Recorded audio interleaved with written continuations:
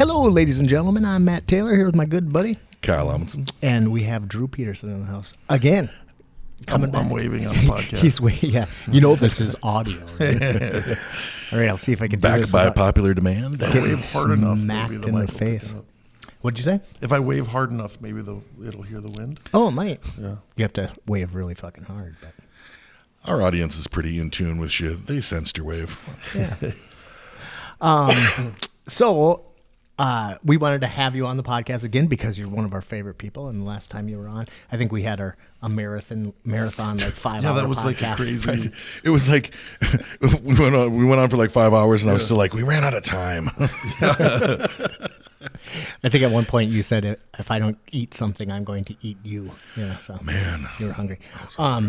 But you have a big show coming up. And that's one of the things we wanted to talk about. So let's talk about business, and then we can get into pleasure. So Sure.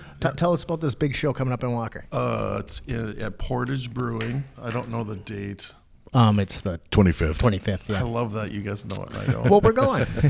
I'm not good with numbers and stuff. Yeah, it's at Portage Brewing on the 25th Yeah. with Kelley Smith. Kelley. It's a ticketed show.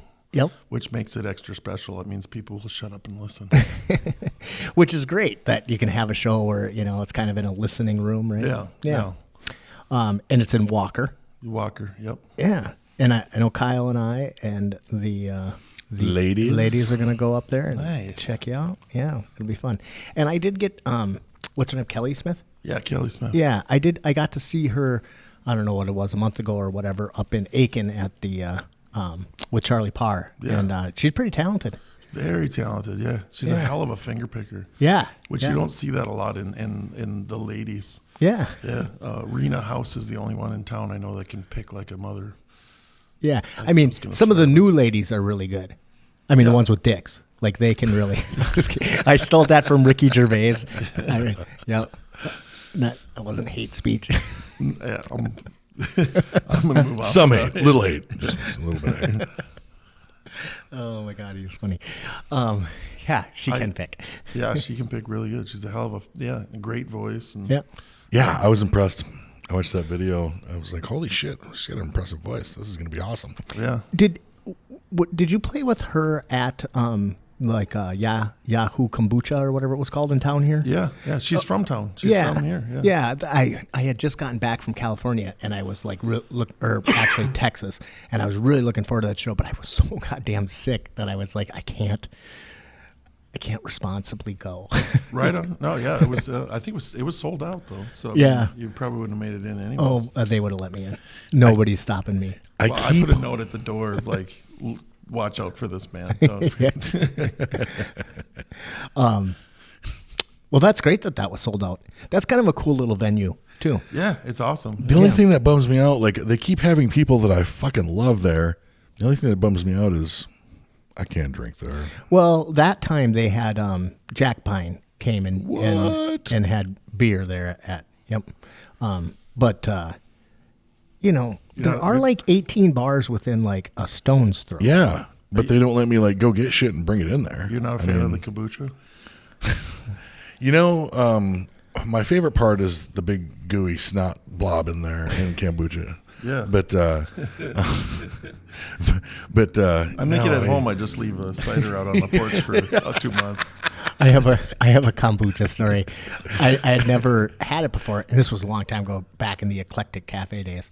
And there was this kid. His name was Josh Meyer, and it was just this little fucking stoner hippie guy, and he had this like really cool I don't know, bottle, but it was like wood, and it was just a neat bottle. And I was like, dude, what do you got there?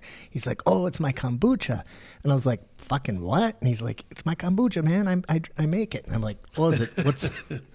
What's in it? And he's like, oh, it's this mother, blah blah. I was like, oh, and he's like, yeah, you want to try it? And I was like, sure. So I take this thing and I go to and this fucking snot thing goes in my mouth and like across my nose, and I get fucking pissed. Like, I can't believe you gave me a snot drink. And I'm like, what the fuck? And I'm trying to pull this, and he's like, oh, dude, you got the mother.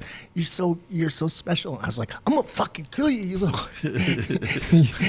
you little hippie. And then he ran off because he was afraid, which he should have been. Josh unfriended me on Facebook. That son of a bitch. Josh Fire. Well, I think he's got some mental health issues, but. Yeah, he almost had some broken limbs after that. That doesn't preclude anyone from being on my friends list on Facebook. So he's Let me fucking tell what you. you're saying? All the more reason to be on there. Yeah. Oh, kombucha. Is that right? Oh. No, you can't have that water. No. Awesome. So, what do we want to talk about? Man, let's talk about this Walker Show a little bit more. Yeah, that's like it's a short little. It's a pretty nice drive for us. It's a decent time of the year, unless we get another one of these fucking like life-ruining fucking snowstorms like we just had, which was shit. Yeah, absolute fucking shit. It's still nice though to go out and shovel snow in like a sweatshirt. You know. True. I mean, at least it's not so cold. I mean, it's fine. I've given up on the shoveling. I have a 4x4. I just bury it in the ditch every time I come home. Do you? I totally do. Yeah. Huh. Yeah. I actually put a plow on the front of my lawnmower, and I just fucking like with chains and everything and weights and everything, and it's horrible. Like it doesn't work. It works like, but I don't. I just love it. I'm out there for hours, just whatever. And then was yesterday. I'm fucking doing it, and I you gotta like pay attention to the front and everything, and there's a whole bunch of shit moving around, and I'm just trying to get out of the end of the driveway, and I'm just punching through, and I just about get taken out by a fucking snowplow. I mean, it was close. Like he had to honk and slam on the brakes, and I fucking am like and I was like, that just kind of a dumb way to die, you know? Got to go some way. Yeah. He got taken out by a snowplow. That's a very Minnesotan thing, I think. Yes. I broke my fucking snowblower yesterday. I mean, like, it was one of the blades, and like I could hear it. I'm like, what's that god awful noise? You know, because the blades are like hard plastic, kind of. And one of them would like come away from the side, so like I could hear it. You know, and it was making like the snowblower isn't a pretty sound anyway, but it was a fucking horrific sound. And, you know, I kept using it, and it got worse because I'm like, well, that's I've still got shit usually to do. When you have a tool and it's making a bad noise, that's what you want to do is just keep going. Yeah. Yeah. It's either going to heal up and get better, or it's going to fucking die. Like, you know, like it's kind of dying with your boots on. You know, like it just needs to fucking die. It just needs to work death, it out. You know? It just needs to die work in it battle. Out. Yeah. So it didn't work it out. No. It didn't help it any. I mean, did it get worse? Yes, it got worse. But it was, you know, I don't have to fix it any more than I have to fix it anyway. And by me fixing it, I mean, I have got to what go are you doing, over man? and fix it. Yeah. So I fucked that up. But I did manage to get all my shit taken care of. But now it's like snow removal. It's like snow emergency. Then today was like north-south streets, and then tomorrow will be east-west streets. So like the end of my driveway will once again be impassable. I fucking love that I go through all the fucking I love that I go through all that, and then they and clear out so much snow, and then they're nice enough to give me my neighbor's snow. We communally share snow, and fucking. Well, it is like 40 degrees, so I don't think there's going to be a whole lot left. I mean, it's Jesus, where we are. Well, I'm not kidding. We got like in my yard, it's like 4 feet at least. Really? Oh, I'm not kidding. Yeah, it's. Yeah, my snowbanks are like face height, like. Huh. In my backyard, I can stand on a snowdrift and basically step over my neighbor's. It's got to be at least a 6-foot fence. That was the weird thing about this winter, so. It's been a long time since I could actually, that little thaw that we had, then everything froze back up. It's been a longish time since I was able to walk across the crust of snow. I mean, a long time. And I did that this year. Since you were a child? Yeah, exactly. And I did that this year, and I'm like, this is amazing. I was so fucking happy. Huh. Yeah. I just heard it's the 8th snowiest on record. Oh, really? Yeah. Already, and obviously we got more coming, so it'll probably pop over the. Yeah, I guess we're supposed to have more of this. Well, man, we're talking about the weather. That's crazy. Yeah. But yeah, it's been a shitty one. That's out. If you want to feel old, I've been talking about my colonoscopy lately. So Yeah? That made me feel old. I ran into a buddy and we were like shooting the shit, and he's like, man, he's like, remember when we were cool? And I'm like, and now we're talking about my fucking colonoscopy. Well, I've been in the habit of checking my prostate every morning. Yeah. Good. As one should. I held up 4 fingers for those of you who are doing this in audio only. He claps them against his other fingers.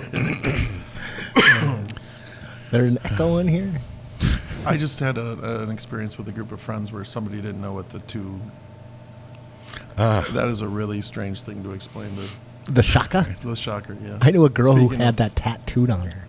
Shut up, Swear to God. classy. Yes, Classy. that's How long exact. did you date her? Not that long. But I was just, I think like really, really bad tattoo ideas are pretty funny. But yeah, I was like, does that going to represent you for the rest of your life? Yeah. Right? Explain that to your children, your grandchildren. Your Grandma, grandchildren. what is Grandma. that? What's the shocker? I would have respected it more if she would have got the Punisher tattooed on there. Oh, I never even heard that one. That was the 3. That was 1 in the pink, 3 in the stink. Okay, thanks for explaining that. Jesus Christ. All right. Or as we say in Kentucky, 1 in the fuzzy, 3 in the scuzzy. Nice. So Cody put on Facebook that his parents were in town, and I went like from Kentucky, and I wanted so bad to say, God damn it, you didn't tell me your aunt was in town. I haven't seen her in a minute. But I was like, okay, it'll be cool. because Cody can rip your arms off. Right? He can kill me with a look. So Kyle, you had a little bit He's of a the guest, what? You had a I know, but I really want to talk about this dentist experience. Oh my God. Fuck. we haven't those got to guys. get together in a while. It's true. I'm sure you have dentist experience. So yeah. We took Bear to a new dentist. His he's only 3, but his pediatrician suggested that we take him to the dentist, which great, where they told us that they usually don't see kids until they're 5. Okay, whatever. But we took him in there, and we had an appointment. Took for fucking ever. They had to reschedule it once and shit. Or did we reschedule it? Anyway, it took fucking forever to get in. And we went to a place that specialized in pediatric dentistry. And we got in there, and the fucking waiting room was ridiculous. It was like something from a fucking third world country. And it took fucking 45 minutes. Like, if you've ever been in a waiting room with a toddler, now Bear is not even like your fucking standard toddler. Right. He's like a fucking hurricane. He's like the goddamn Tasmanian devil. And I know you're thinking all toddlers are like that, but you just don't fucking understand. I'll attest to that. I'll witness. He's got no fucking boundaries. There are no strangers, and it's just a lot, so, and he's fast. But so we're in there for 45 fucking minutes, trying to keep him under control. And, and then we were actually in the appointment. They're like, oh, look, he's got teeth, fluoride, psh, psh, and we were out of there. It was like 5 minutes. Okay. So here's my thing, I was pissed off, and I made a Facebook post. I'm like, what the fuck? Like, why make an appointment if you're gonna make somebody wait 45 minutes, especially somebody in a fucking with a toddler? Are you kidding me? This is bullshit. Well, I've been spoiled because a lot of places are are run by fucking fully functional adults, and they think ahead about shit like that, and you actually get in for your appointment. Like the Essentia Clinic and Baxter and shit like that. All these places that I go to, they're fucking just great about show up for your appointment. Oh, you're like boom, they get you right in. It's rare that you have to wait 5 minutes. Rather 45 minutes at this fucking place. So I made this post on Facebook And I'm like, yeah. I'm like, if Christine hadn't been so goddamn patient, I would have told them to go fuck themselves, whatever. So we go to, so I don't even think about it. Like, people comment on it and, forget about it.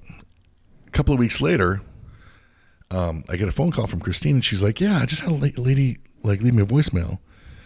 And she sends me the text of the voicemail, because that's how she reads most of her voicemail, because fucking her phone puts it right into text. It's magic. Yeah, which shit that I don't understand.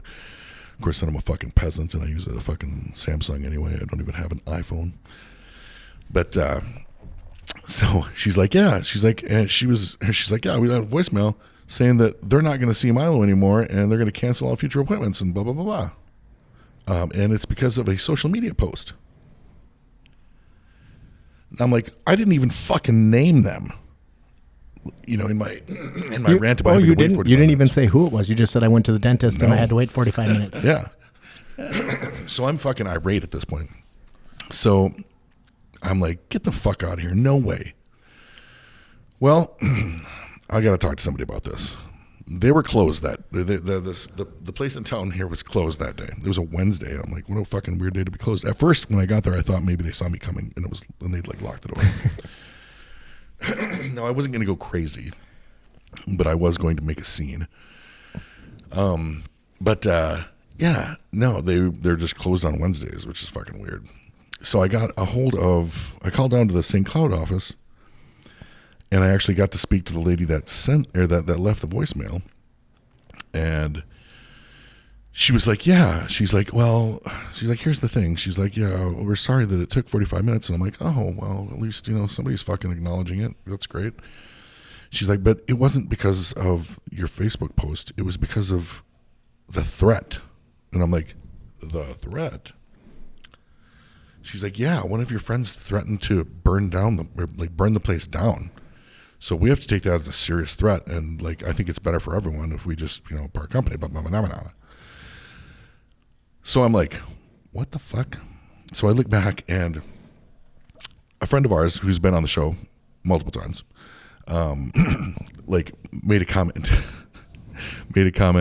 He's like, have you tried burning the place down? I find that so sarcastic. Very clearly a joke. Very clearly. Clearly, unless you're a fucking idiot. But I'm like, wait, that's what you're fucking talking about? And I'm like, you think that was a threat? I'm like, come on, nobody's that fucking stupid. At which point she hung up on me. Whatever. And I'm like, fucking no way. So I was super irate, and I fucking... I posted about it. Did I post a video or did I? Yeah, it was a video. Dude, I don't know. I never look at your Facebook. So I posted a video, or I fucking ranted about it because I was so fucking mad. So it's clearly not a threat.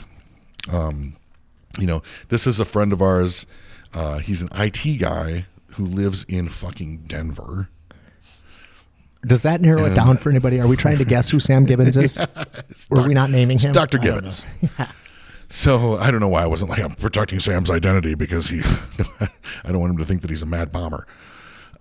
So I'm like, okay, not only do you have to be a fucking moron to think that's a threat, if you did think it was an actual threat, what would you do? So here are your choices. So the reason that they saw this, by the way, not only did I not name them, my Facebook posts are all private. Only my friends list can see them. So it's not public. I didn't name them, and it wasn't public. But I have a friend that works there. So she must have showed that to people, and fucking they blah, blah, blah, blah, whatever. I'm guessing they didn't think it was a real threat, but they looked at she probably showed them a bunch of stuff on my Facebook, and somebody in there didn't think it was funny. Well, which is fine. Not everybody thinks I'm funny. Those people are called fucking idiots. But I'm kidding. That's not true. They're not idiots. They're called cunts. But if you thought it was a real threat, would you check my, take my temperature, maybe call me up and say, hey, we're sorry about the 45-minute wait. just wanted to let you know, like, that's not typical here, like, and next time, we'll try and do better and see if I was like a crazy person. Right. Or you could have my friend that you already know is a friend of mine reach out to me and be like, hey, sorry about that. That was weird. Hey, by the way, what's up with your with your friend's post, and find out what this, if I get the scoop on that. What's wrong with my nose? Anyway, that had nothing to do with anything. Or would you, if you thought it was a serious threat, would you cancel my fucking, like single me out and do something that's clearly going to fucking infuriate me and make me want to burn the motherfucker down. So I'm like, this is fucking stupid. It doesn't make any goddamn sense. If you thought it was a real threat, and maybe if you thought it was a threat, you'd call someone, instead of just like, well, we're not going to see your kid anymore. We weren't going to fucking take him there anyway. That fucking dump. Are you kidding me? Fuck them. How do you really feel? Oh, God, I was so fucking mad. My favorite part of that is just the fact that you post something with no reference, and they're like, "Hey, that's about us." Right? Like, what is that? I'll claim that. I don't know what the business. I don't know anybody involved, but it's like something randomly reads. Well, there was shitty. I don't want to like, oh, it must be talking about us. And I, like, in when I posted that, of course, people are fucking like coming out of the woodwork, like telling me their horrible stories about this place, which shall remain nameless until I call it Koala Care. Koala Care Dental. Yeah, so fucking, like, people are posting these fucking nightmare stories from this place, and I'm like, well, fucking, yeah, so it's not me. Everybody's got a fucking awful story about this place. Well, it is telling that you didn't name them in the post, and then it wasn't like it was a secret in the comments. I mean, people were like, "Oh, you're talking about Koala Care because they fucking blow." And then, in the like the St. Cloud location is one of the two places that we took Bear right before he went up in the emergency room down at Children's Hospital. So it's their where fault. They were like, "Oh, he'll be fine. Don't worry about it." So I'm like, this fucking, like, I don't know, this organization, we will not be going back. I'm not trying to poo-poo them for any reason. If you like it there, by all means, fucking do it up, Me, I did not have a good experience, and I was not impressed. But I will not be burning it down. Neither will Sam Gibbons. It is pretty ridiculous to, like, take something like that as a threat. And you're right. Like, it's not the... If you are actually worried about something like that, I mean, then you just have to call the police. I mean, you can't... Yeah. Like, let's poke the bear. That's right? a good idea. Do it the dumbest fucking... Let's just do it the dumbest fucking way possible. Because it's easiest, and I'm fucking a lazy cunt. Fucking... Like, we'll just tell them, hey, you can't take your kid here anymore. Oh, yeah, that's... well, we'll see how that works. Yeah. Now I've got to fucking disguise him just to get him in there. I don't even understand why children go to the dentist anyway. Those fucking teeth are, temporary for a reason. Yeah. No, we had to do it with both of our younger boys. Yeah? Yep. Like, I mean, I think I did too, but in my head it makes no sense. Actually, all three of my boys, yeah. Yeah, it shouldn't make any sense. Yeah. It says more about, I think, our diets than anything else. Probably. And how much dentists need boats. Yeah. So. Fair. Well, I have a dental story I wanted to tell because we had mentioned this, and I said, well, let's just save it for the podcast. This has been over a month now, and you guys, we know that we are not putting out a huge amount of podcasts lately, and it is what it is. We do this because we love it. So if you want more frequency, go fuck yourself. So this is I would totally name this place if I could remember it, but they have long since gone out of business, and I cannot for the life of me figure out why.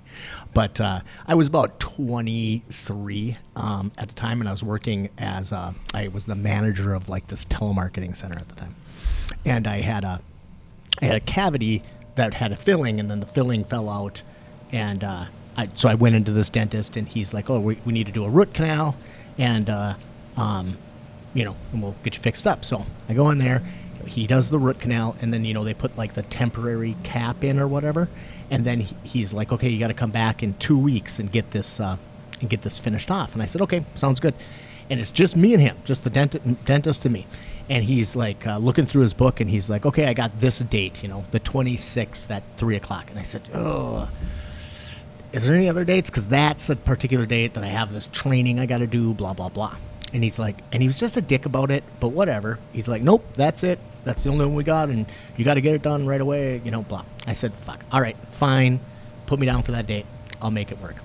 So I go to work, and I figure out how to, switch everything around, and I come back at the appointed date, and I walk in there, and I'm like, hey, I'm Matt Taylor. I'm here for my 3 o'clock appointment. And they're like, oh, Matt Taylor? And I was like, yeah, yep, 3 o'clock. And they're like, yeah, we don't have an appointment for you today. And I was like, no, for sure, you do. Yeah, it was me and the dentist, and he opened that book right there, and he said, this is the date, 3 o'clock today. And she's like, oh, I'm sorry, no, we don't have you today. And I'm like, no, you definitely do. There's no two ways about it. You definitely do.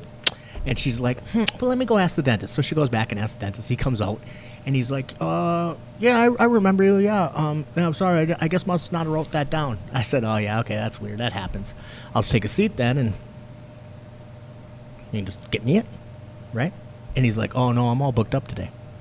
And I'm like, oh, no, it doesn't work for me because if you remember, I had to, rearrange some trainings and stuff. And he's like, your microphone is raising.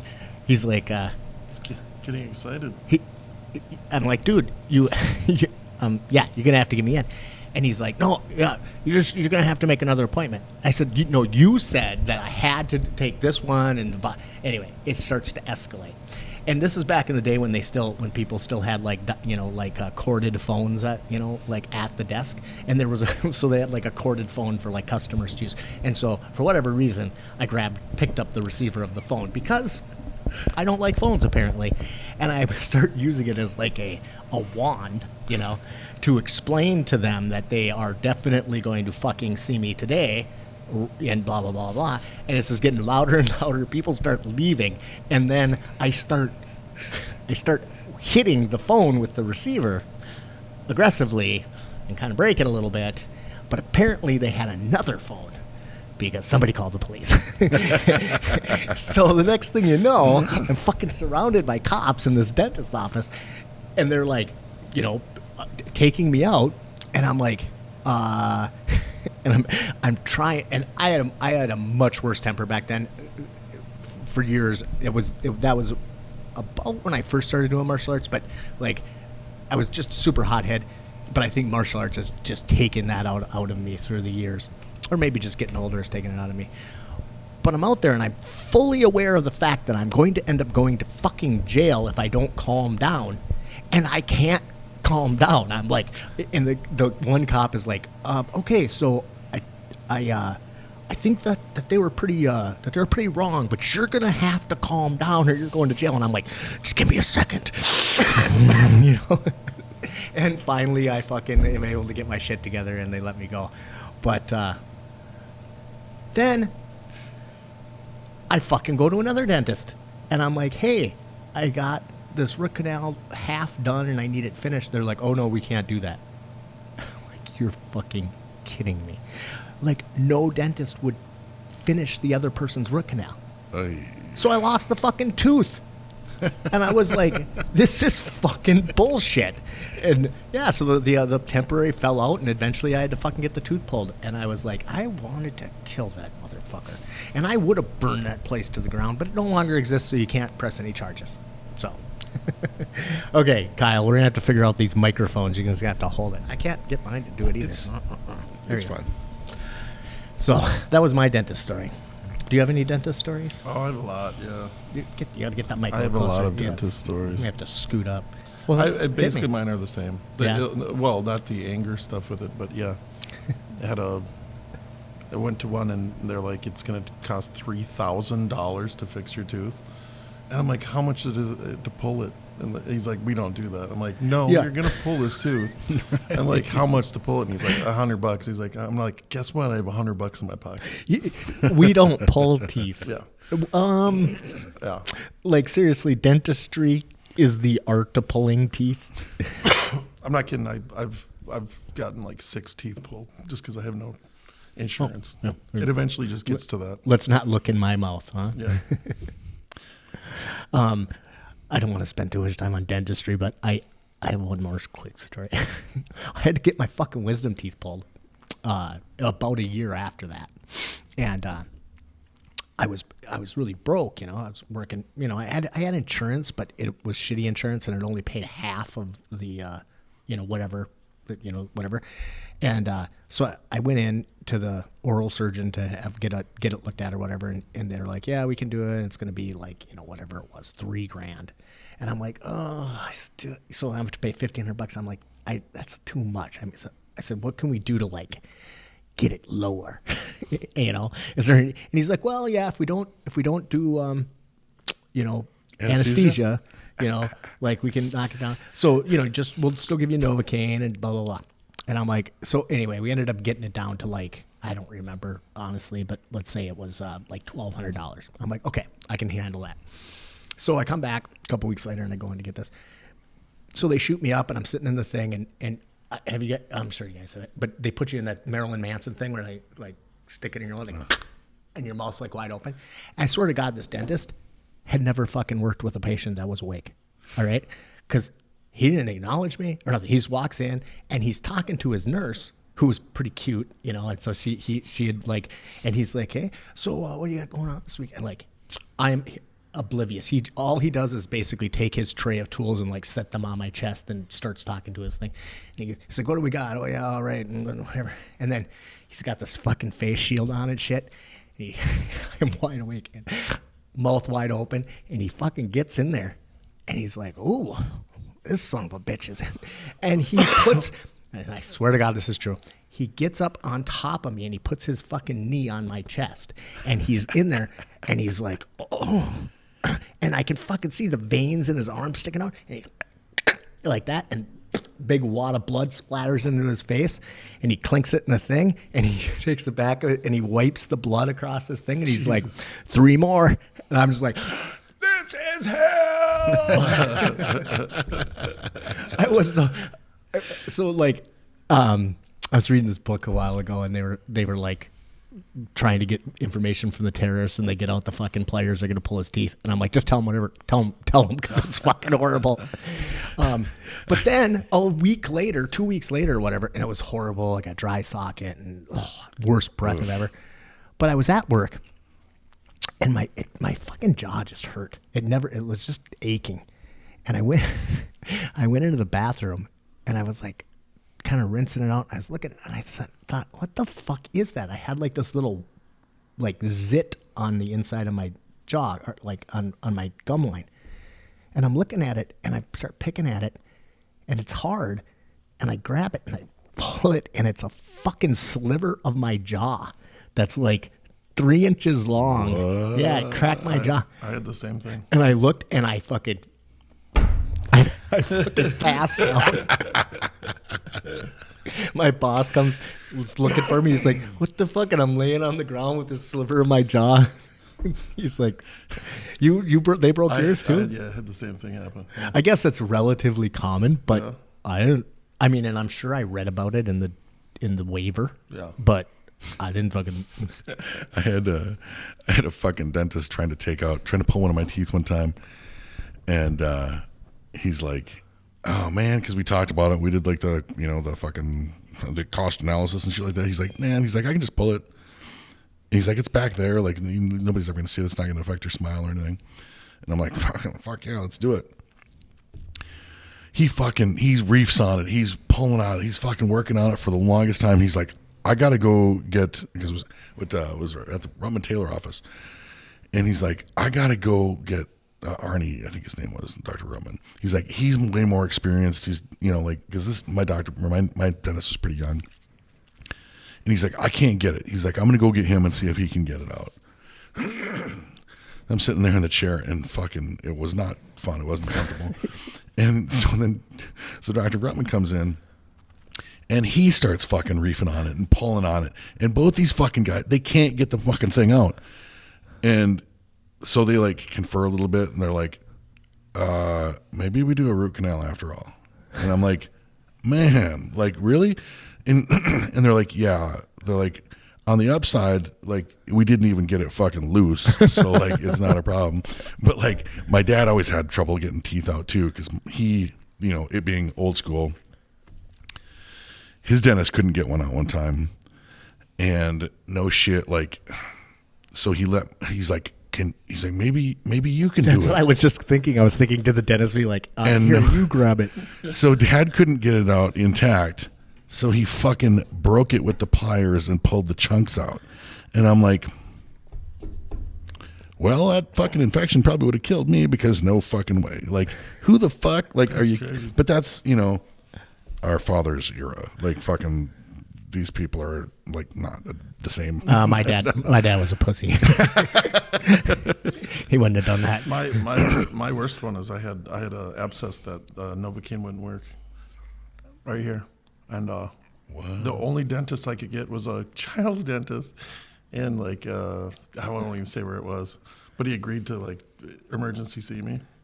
I mean, they gave me, I don't know how many shots of Novocaine, and just even touching it would make me squeal. Oh, yeah. And he was just Nothing's like, wrong. I don't know what to do. And I'm just like, just take the fucking thing. I'm like, I'll just bear down. And he's like, okay. And I bared down, and I shit you not. Like, I remember just thinking in my head, don't make a noise, because there's all these kids around, you know what I mean? Right. Like in chairs and stuff. And it was so bad that I couldn't. I've never had that experience where, like, as he pulled it, I remember hearing a noise, and it was like surreal. And I was like, oh my God, that's me. You're screaming. Yeah. And Yes, then when, yes. Yeah. And when he was done, like literally tooth in hand, he's looking at me. He's like, are you okay? Are you okay? And I just remember being like holding my mouth, and just kept going, like, just holding up a finger, like, motherfucker, wait a second. I can't even, like, just, Let me compose myself. But it's like, as horribly painful as that is, having a fucker in is so much worse. Oh, yeah. You know, like, but I mean, shit, dentistry's been around for a really long Wait, time. I got the weirdest dentist story ever. Well, hit us. This is. by all I'm going to means. make this super quick. No, My fuck it. We got hours. My parents were missionaries. Your parents were missionaries? Yeah. Really? Yeah. Well, my stepfather and my mom were missionaries together in Haiti. Okay. And one of the things that they did was a mobile medical unit. So they would get different people of different medicine into the country where they couldn't afford to do anything, and give them free medicine, right? Yeah, One sure. was a dentist. And I shit you not, my job, all he did was extractions, because they ate so much sugarcane, raw sugarcane. Yep.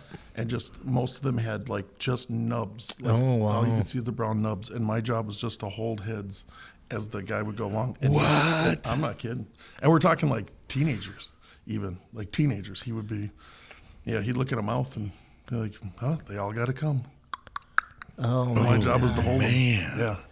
Yeah. And was that without Novocaine and shit? No, he used Novocaine. He did? Okay. Yeah, but the same thing. You could tell some people It just didn't. Yeah. The worst Well, one I ever saw is he had one where a woman, it was a young teenage girl. I guess Haitians, their roots, they don't do a normal. They kind of spider out funny. And so he's having all this trouble with them breaking. And he lost a piece of the root in one, and he's like, I have to get it or it could kill her. And my job, again, was to hold her. I shit you not, he grabbed a hammer and a chisel and just went to town. I don't know why, on but this poor my woman, but all they had mouth was is Novocaine. just aching. It was, Fuck. it's most horrific. Wow. Yeah. Yep. It's just crazy that, like, you know, how long have we even had anesthesia for, you know, Novocaine? What, 100 years maybe? I don't know when. I have no idea when. 200 years, let's say. But I mean, dentistry's been around for a long fucking time. So it's just crazy to me. Well, in that, the West, where it was like you're a barber. Your barber and a dentist. Yes. Yep. Yeah. Yep. Could take a limb. Whiskey and pliers. Yep. It really hasn't changed that much. It really isn't No. that much different. No. But it is crazy to me how fucking expensive it is and how shitty insurance is for it. The weirdest stuff is even with the state help with it, if you know, because that's what I'm a poor musician. I've had Yeah. that they won't even take you. Right. They'll refuse Yeah, you. a lot You of places can't- won't. Yeah. Yeah. And I find that goddamn infuriating. But I mean, like, even like Christine, like we have great insurance.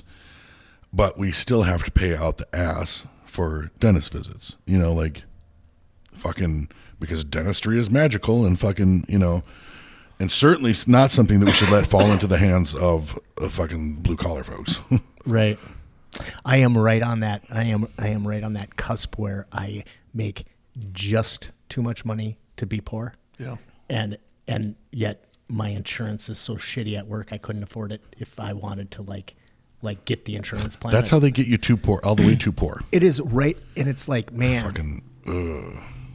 It is really, really. So I don't have any insurance. I don't have any dental. I don't have any insurance at all. And I'm just like, well, if something bad happens, I guess I have to quit my job and fucking go on welfare.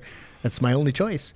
And it's just really frustrating. We have to get some kind of national health care at some point. But then we start getting into politics, and it's like, well, I just don't see any road forward. Well, then you say that evil word. Which one? Socialism. Yeah. I mean, you know what? I'm just going to say, because, there's all these institutions already in place that everybody already can see. They're so evil, like the library. Yeah. The fire departments. Oh, my God. Well, thank God we have all these vigilant people trying to keep all that in check. I find the argument. You wouldn't want us to go down that fucking spiral and become some fucking evil third world shithole like Sweden or Norway. Yeah. Or the United Kingdom, for Christ's sake. Or any civilized country in the fucking world.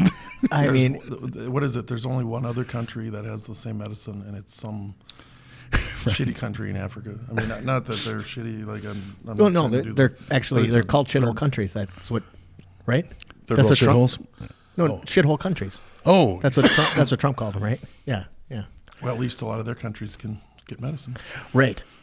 I mean, yeah, we did a whole podcast a long time ago about universal health care, and I got I just sat and yelled at Kyle for 3 hours. But no, it is 100% ridiculous that we are, like the richest nation in the world with the best medical, facilities in the world. If you can afford them. But with the worst health care in the world. Like one of those key indicators and shit, because people are like, well, we have the greatest medical technology. Yes, we fucking sure do. 100%. And people from other countries have access to it. All they need to do is show up with the fucking, with their black card. I mean, if you can afford it, by all means. But we have what I consider as a shameful, fucking horrible, infant death rate. And that's one of the big indicators. Like, if you live in a fucking I mean, we're not good. Like, we need to fucking that's a problem that needs to be fixed. And it's not even something people argue about anymore. Because not real people. Because that's one thing that I think I don't know if I even know any conservatives that still argue that point. Everyone knows that we need that. We need some kind of single payer healthcare or at least something along those lines. But there's much more important things to get to. Like there's the wrong people reading kids our books. Stuff like that. Right. We have really important things that we should address before. If we're not careful, we could all be using the same bathrooms when we go to Target. Yeah. Granted, millions of people are going into debt and bankruptcy and losing their lives, but yeah. Don't wear a dress and read my kid a book. I won't stand for it. I don't know that that's necessary. I don't think that that's true that conservatives have come over to that way of thinking. You don't think a lot of them have. Everybody seems to forget that Trump's platform, that was part of his platform. He basically stole Bernie Sanders' whole thing with the 1%. And with socialized, and he even talked about college and all this stuff. He talked about a ton of socialism, but again, it's the same way that if you basically rebrand it, they're okay with it. It's the same way as but he didn't do the Republicans are against food stamps, but they're not called food stamps, so now they're not against them. You know what I mean? Right. We don't want welfare, but we're on WIC. That's not welfare. You know what I mean? Right. We need to offer them health freedom. Health freedom. Health freedom. It's just I know in the beginning Trump was talking all about how he was gonna fix Obamacare, make it great, whatever. And I mean they just fucking screwed it up and didn't do anything more than that. I mean, it's like, I don't know. But again, I just don't see that there's any road forward that politically. I don't think there's any way to fix this political system anymore. I don't think it matters. Well, frankly, I think that's the appeal of Trump. I really do. I think that's, I think if you actually, I've had heart-to-hearts with Trumpers, and they'll even say that they can't stand the dude, but they really feel like he'll destroy it all. Basically. I mean, they won't say those words, but.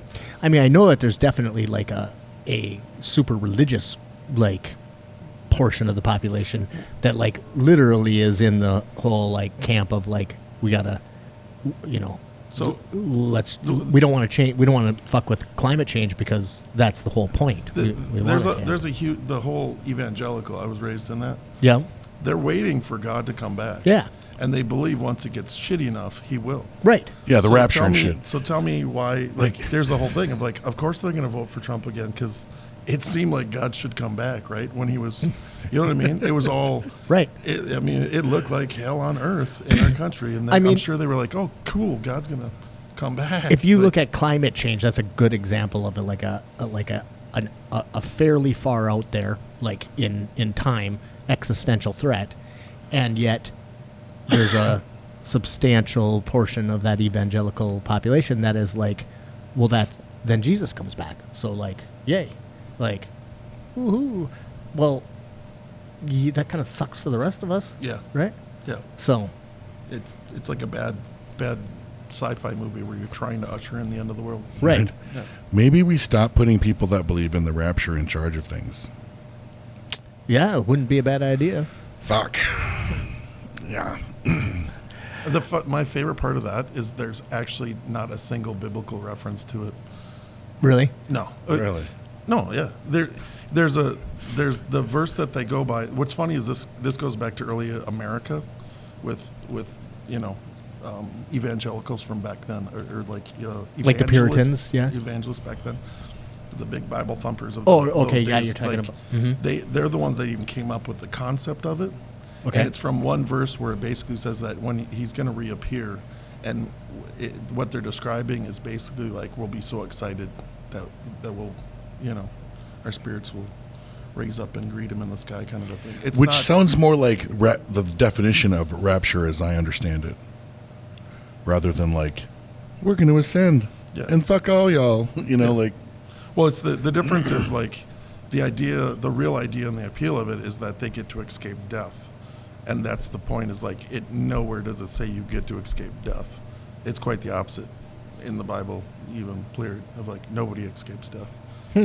But they believe, well, actually the stranger part is there's three beliefs, which is post, pre, and yeah. So there's three different beliefs on that. If some believe that everybody be taken up before the tribulation, as they call it, right, or between the middle of it, or at the end of it. So there's three different beliefs. It all stems from early American Christianity. So when do they play the Blondie song? Which one? Rapture. Yeah, I don't know. I didn't even know that song. You don't know that song? That's a great song. But when you said early America, that reminded me of something. Have you guys ever heard of this holiday? Pope Night. Pope Night? This is completely unrelated to anything that we've been talking about. Perfect. Here we go. So I just learned about Pope Night in this shitty book that I'm reading. By the way, The Fort. I heard it's not great. No, it's not good. Yeah. I read the reviews. But I did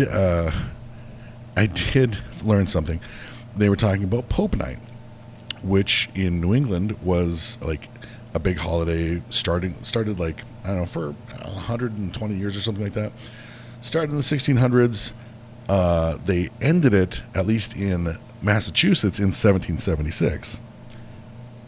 Now they ended it because Pope Night was a big anti-Catholic holiday. It was also kind of an us versus them, like working class and poor people holiday. And they would, so like in Boston, there was like two competing factions, like North Boston and South Boston, and they would make they would carry around like effigies of the Pope, okay, and or the devil, and they would parade them around town. They'd stop like in front of rich people's houses and shit and demand that they give them stuff. And if they didn't, they might get rocks through the window. It's kind of like Trick Trick or Treat. Kind of like Trick or Treating. Like, except with mobs of drunken fucking Bostonian dudes. Just dudes, because it was not safe for women. But it was like, it was the dregs. It was working people. It was like factory workers and sailors, African Americans, and like, and they would take to the streets and they're big in a mob, and like sometimes, so that North Boston versus South Boston, sometimes they would go and like try to steal each other's like Pope and shit like that. But like it culminated usually in them like meeting up somewhere in the middle and having a fucking brawl. Like a big North Boston versus South Boston fucking brawl with rocks and clubs and fucking, they would beat the ever-loving shit out of each other. Yeah. The greasers and the socials. Right. So why was it called Pope Night? It was because it was an anti-Catholic holiday. It's just a weird name, but okay, yeah. I honestly, I bet you that stuff has happened through every civilization, and I swear that's even where, if you really go back and read the Ten Commandments, those were totally written by a rich man. If you think about it, it's all: don't steal, don't take my shit, don't covet, don't even look at my shit. Which is don't covet. But nowhere in there did God put... And quit looking at my wife, goddammit. Yeah. But nowhere in there did God put don't hoard everything you can to the point where other people are dying. Like, right. You know what I mean? Like, right. God didn't have that foresight. Yeah. Don't steal. Don't look at my stuff. And of course, extra ones like don't kill, which I'm sure that would be the other one of like, look at this fucker sitting on a hill with all the... And don't kill, particularly in the commission of... Well, stealing. Yeah. But and the reason that it ended in Massachusetts in 1776, because so many of our allies were Catholic at that point. Oh. But yeah. Well, I think we should bring it back. It sounds like a fucking badass. I could see a real holiday. like Gangs of New York style movie of this. Well, like I read the and I made a post about it, and I read the fucking Wikipedia listing for Pope Night, and they mentioned how gang violence was just such a big part of Boston's history that like you can't even really separate gang violence from like the rest of their history, which is outrageous. That's awesome. But that's what made Ray Donovan such a good movie or good show. Can I say in Gangs of New York? Yeah. I absolutely love that movie, but there's literally just 30 seconds that ruins the whole movie for me. So I don't think I've ever watched the whole thing. Seriously? Yeah, No, I didn't really like good. it. I'm not a big Scorsese fan, but what is it? When it's at the beginning, you've seen it, right? Yeah, many times. So the beginning when they're all gearing up for the big battle. Yeah, I did. I remember that part. Yeah. And they're showing all these different weapons and stuff, and then they pan to one woman, and she has like kitty paws, and she's going like doing kitty things. Like, at what point did Scorsese be like, yeah, leave that in? That is fucking awesome. Kitty paws. I just couldn't. I couldn't stand the guy's fucking mustache. It drove me crazy, and I think I just stopped watching it because of his mustache. Man, yeah. it's one of my favorite roles. The Butcher? Yeah, ever. like, oopsie daisy. Like, I just love his character. And I probably. It seems even I can't think of a Scorsese movie that I really did like though. Like what about The Departed? Yeah, it was okay, but I didn't think it was fucking great. Really? Man. Yeah. I mean, I watched it and I enjoyed it, but I didn't think it was great. And then seriously, I'm trying to Scorsese? think. Well, hit me up like Goodfellas? That was Scorsese. Mm-hmm. Wasn't no. It was like yeah, I don't really like the mobster thing. It just wasn't difference. great. We don't like the Casino, mobster that was him, right? Yeah. Yeah. Revisit Casino. It's off the charts. Really, I just didn't think it was that great. Oh, Jesus. And I watched all of them. Well, if you don't like the genre, that's a whole other thing. And then, like did you ever Taxi watch Driver? that one, the one about Tibet? Oh, I know what you're talking about. Kandinda, something like that? Yeah. But That one is fucking boring.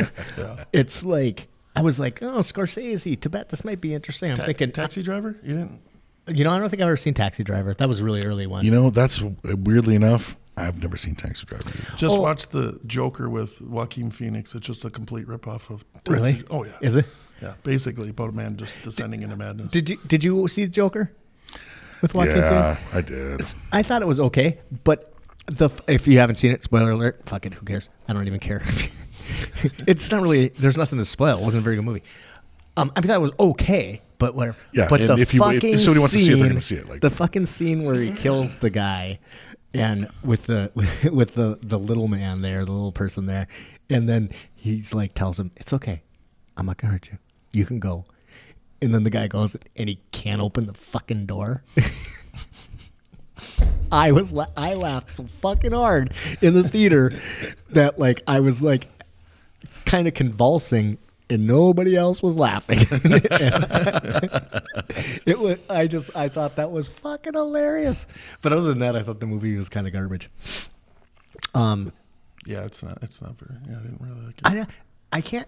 I've never been a big fan of any DC other than like the original Batman with Michael Keaton. I loved that. But To be honest, I was a kid. The gun, what's his name? The stuff he's been redoing.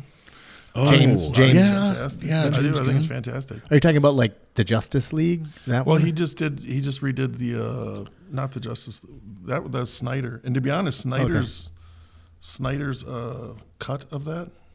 Yeah. Like they did, The really it long flopped. one? Like the studio took it over, they recut it, and it flopped huge. And they fought, and fans fought, like we want to see his cut, so they did a director's cut. Yeah. And it is 1,000 times better. And that's the one. And that's the second time that's happened to him. He did that with the original Watchmen, and the studio took it over. It flopped, and then everybody fought, got the recut, and it's a lot better. Like that guy just keeps getting screwed by studios. fucking hosed. So that was Kevin Smith had something to do with that the recut.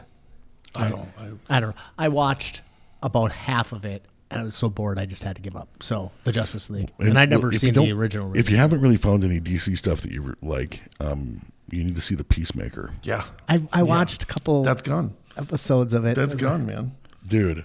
Seriously? Yeah. The hot chick on his team. That's Gunn's like fiance or girlfriend. Oh, is it? The Peacemaker's the one with John John Cena. Well, that came off of the Suicide Squad. Yeah, redid the Suicide I didn't see Squad, that which- either. Oh God, it's one of the best ones. I think. That's what everybody says, and I didn't hate the Peacemaker. I've only watched probably 4 episodes of it. It was just so dumb, but I mean, it was kind of good. But it's dumb in the right way, man. The fucking eagle, Eagly? Eagly. I fucking loved it. God, I did fucking too. loved I it. laughed my ass off. I think it's one of my favorite series I've seen in a long time. Actually, the original, the Watchmen series that HBO. Yeah. That was oh my really God, fucking it's so good. good. And they're not going to make any more, I heard. Right, yeah. So Well, fuck. HBO, and if you've heard this, HBO and Netflix, there's a lot of people who have studied it and are trying to get them to understand of like, they're not understanding the fact of like a lot of times really good stuff initially doesn't do well, but does well later. Yeah. And they just go by initial things. So like being it doesn't turn into this huge thing automatically, they'll cancel it. Yeah, And then vice versa. Yeah. There's a lot of shitty stuff where it like does good early, but flops later. But then they're like, oh, we're going all in. right. Yeah, and you see it happen like in sci-fi. It's fucking. The Expanse is a good example Yeah. of that, where like you know, it took people a little bit of time, but they fall in love with these characters and they're fucking like immersed in the story and shit. So by the time you cancel it, it's just fucking gaining momentum. Yeah. And then these people are like, "What the fuck?" The Expanse is like it just has such incredibly good source material. Like that's part of why that show is so good.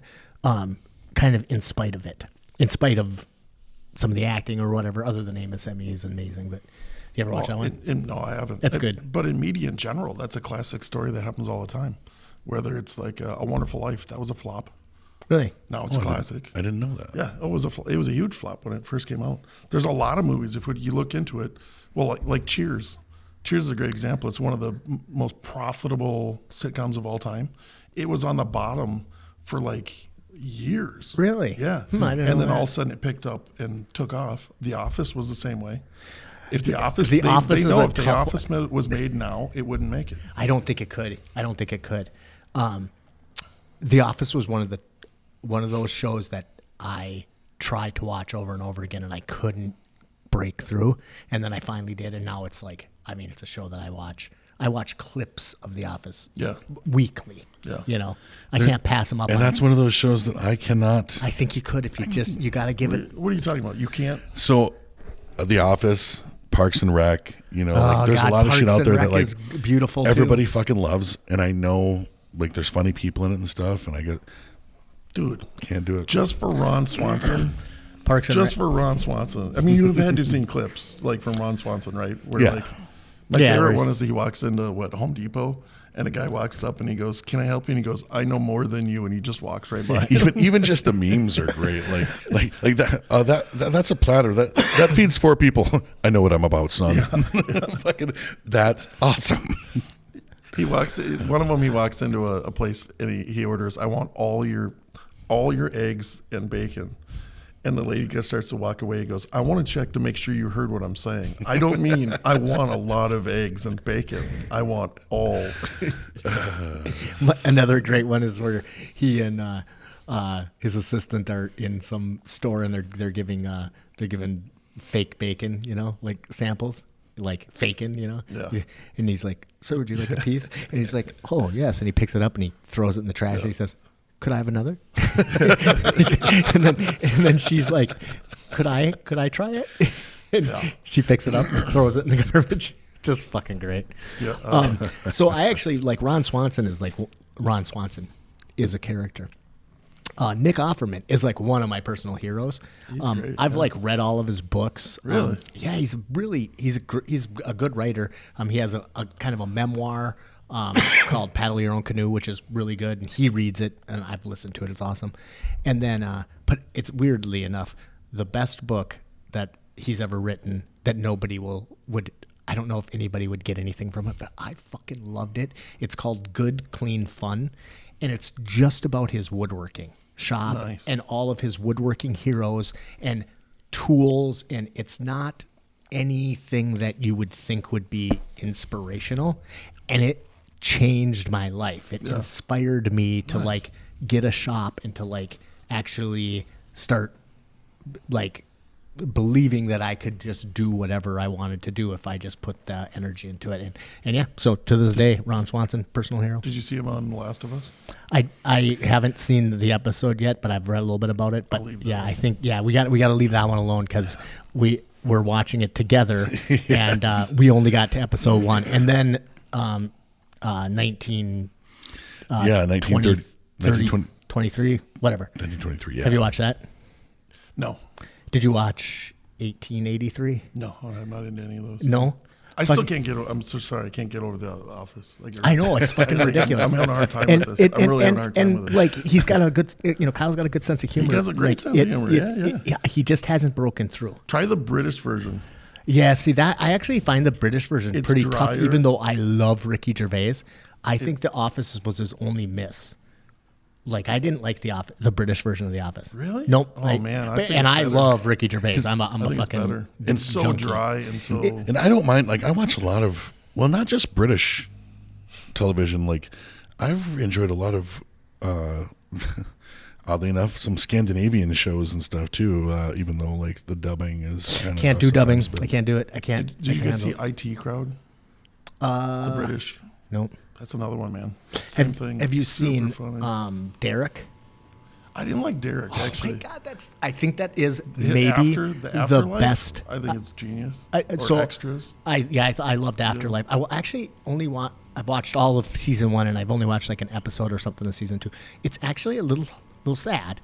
Like it's hard. Yes. So it's a comedy. So I had to be in the right mood for it because it will fucking bum me out. Yeah. But it is.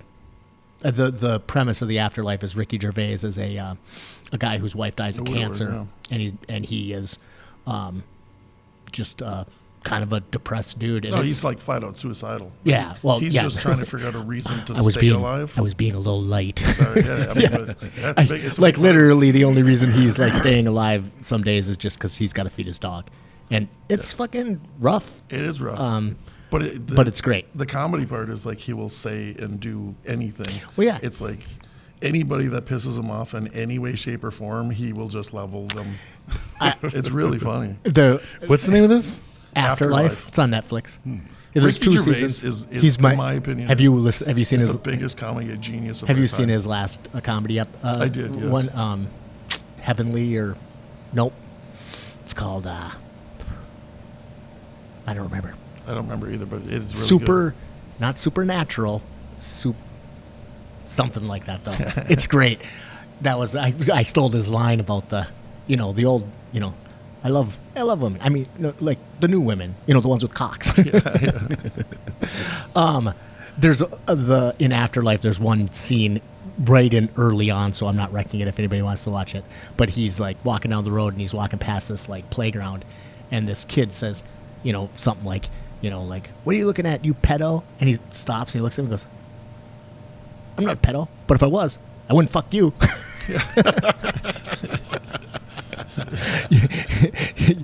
So, you fat little fuck. It's just great. It's brutal. Yeah. Speaking of that show, do you know the chick in there that is like in the office in the Afterlife? Have you seen her news show? I've seen clips, but I can't remember what it's called. But she's like goes and kind of tells the history of the. It's really fucking good. I watched the entire thing in one shot. Wow. I mean, it's not. That doesn't. I think there's 6 episodes and they're like 20 minutes long, so we're not talking about an enormous investment of time. What's the best series that you watched in the last year?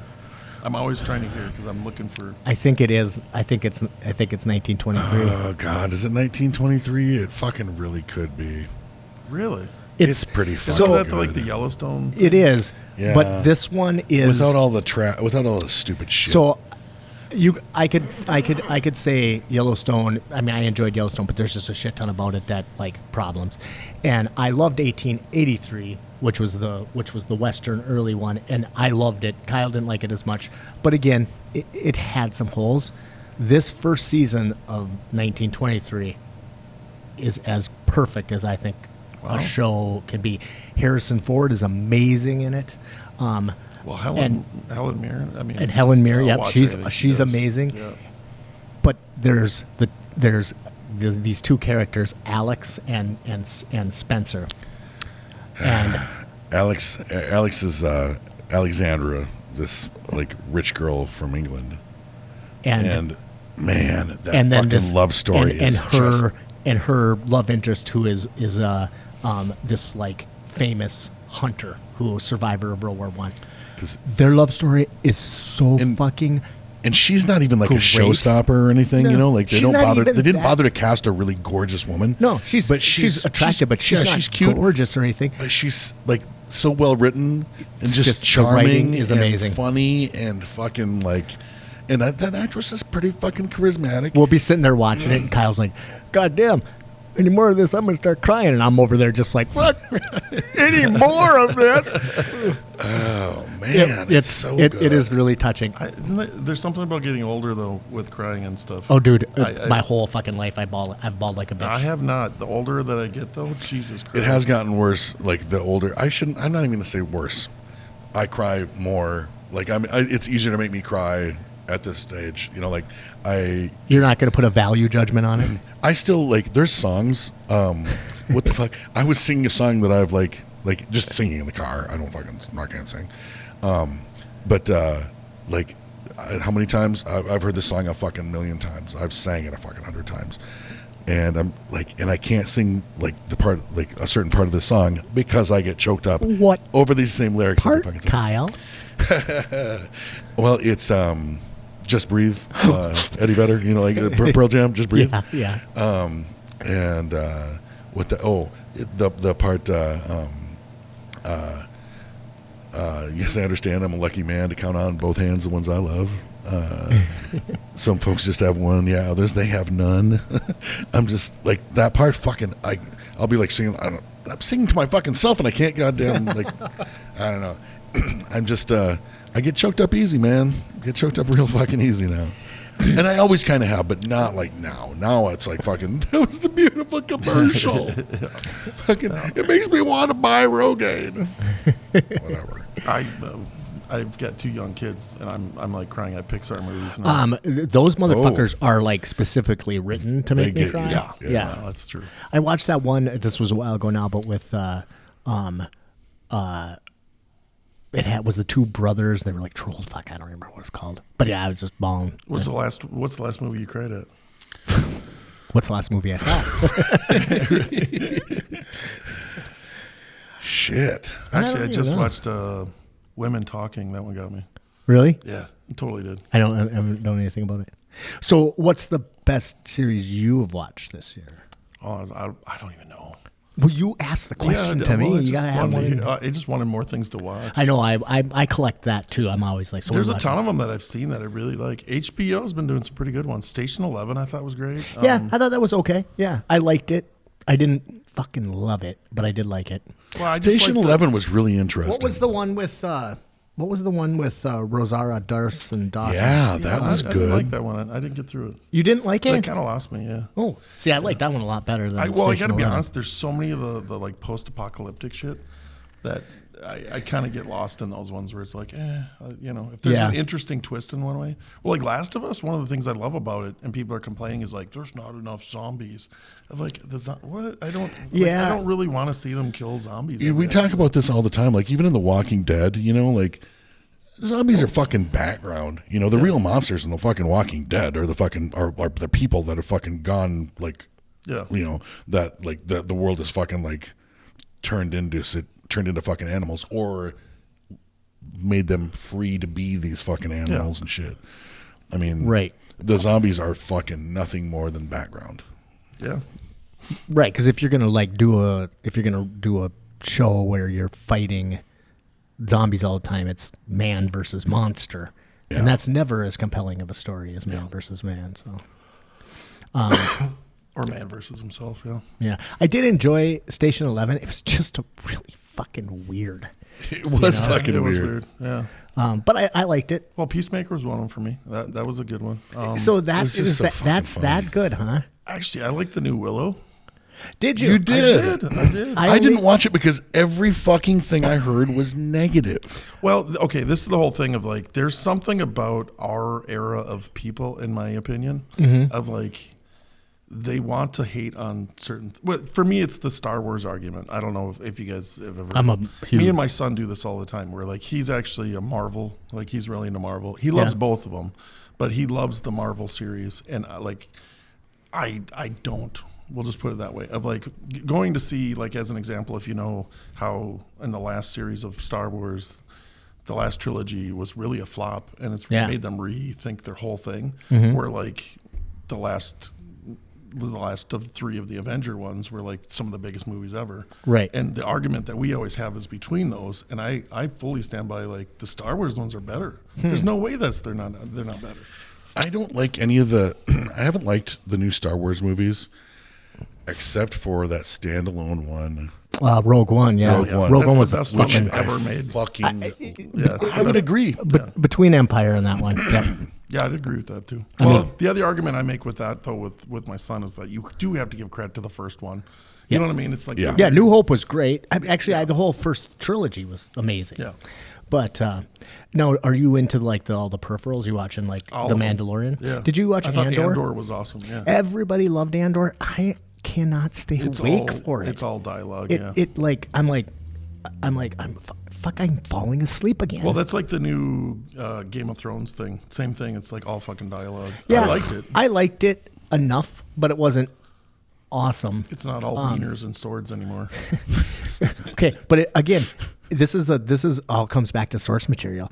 Like, first several seasons of Game of Thrones were fucking awesome because they had awesome source material.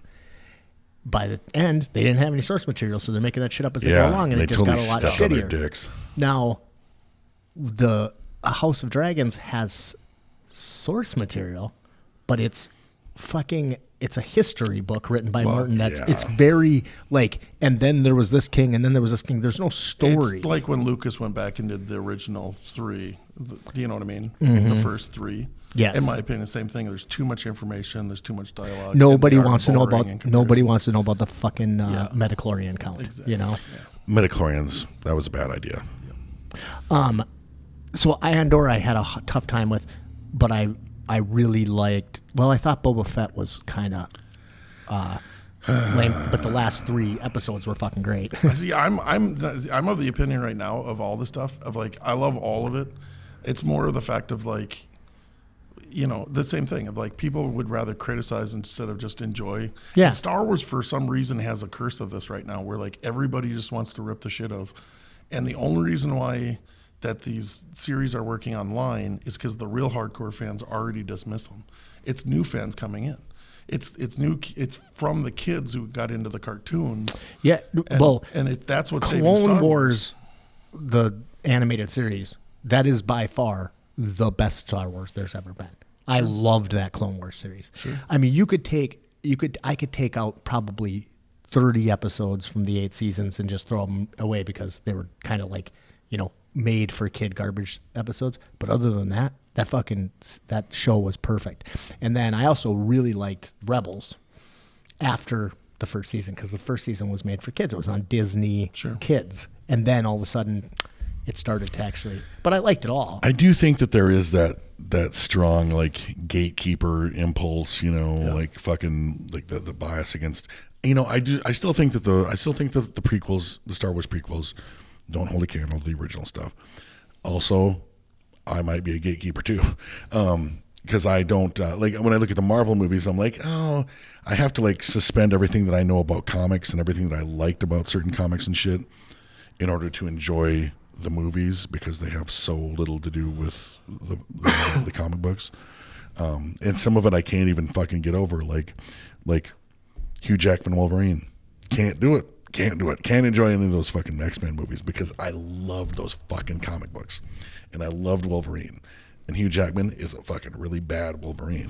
But that's all like a lot of people, that's all most people know about Wolverine. So they're like, yeah, Hugh Jackman, Wolverine. You know, and I'm like, fucking no. Fucking no. Because he's too tall and not hairy enough. Yeah. And he's just not tough enough. And he's, you know, like he doesn't look like Wolverine looks and he doesn't talk like Wolverine talks. I like him. And now I keep reading shit about Harry Potter. That Radcliffe kid or whatever. Being the next Wolverine. He better start lifting. Bulk. They're going to have to hire a bunch of very small people to. Well, Wolverine was really short. Yeah, 5'3". That's the kind of the thing. But yeah, that's been, well, the funny thing is, I'm not a fan of comic books. Me either. I'm actually not a fan of comic book movies. I don't go as far as like Scorsese or whatever when he's like, it's not even cinema. But I forgot about that. Yeah. Like people. That I get his people point. I actually get his point. Yeah. But I'm of the opinion that it has its place like anything else. Well, I mean, I would hear his point if he could make a good movie. So, but you don't. I'm trying to think if there's any comic book because I'm not a huge fan of any of them either. I go from movie to movie. In my opinion, the best ones made are.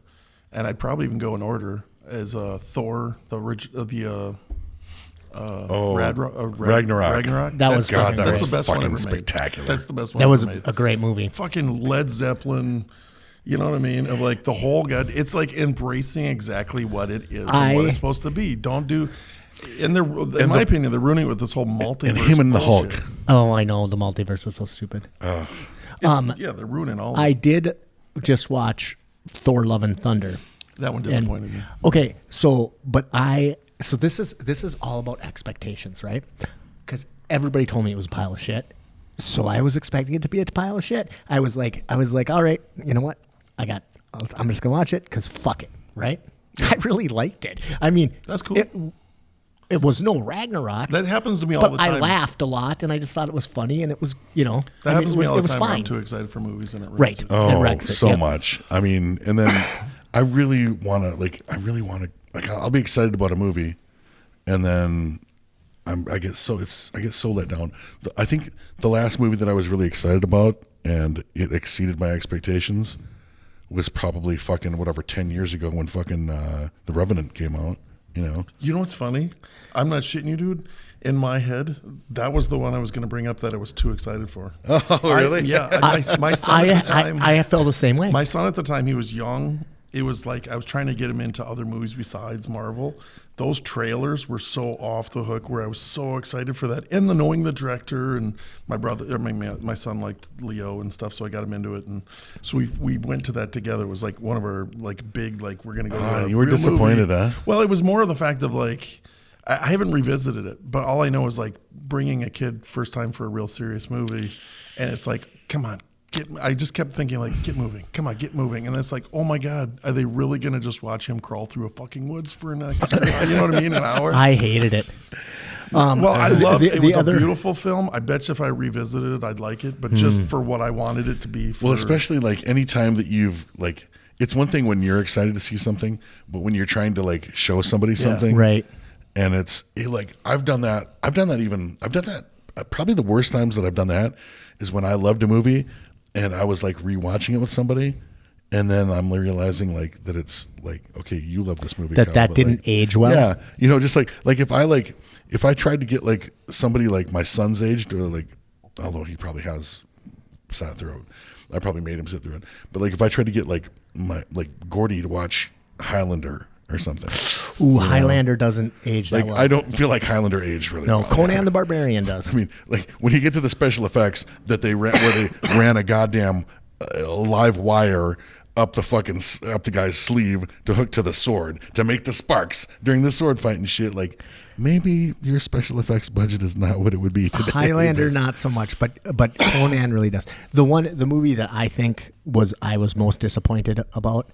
And this was it was actually I was with Kyle. It was The Northman, and I was supposed to go to The Northman with Kyle and Tharg, and I was super excited about it, and I got fucking COVID, and I was so pissed, and I was like, well, I'm not going until Saturday. Let's see, I'll test today. And I fucking still had COVID, so I couldn't go. I feel like a lot of these studios and directors and stuff have picked up on the M. Night.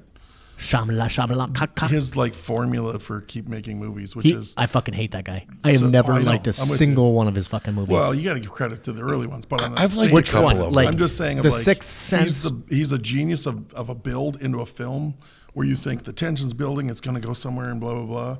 And with Sixth Sense, it's fucking awesome. I even like The Village, but after that, like The Happening, that has got to be the dumbest. Oh my God, the Nothing's Happening.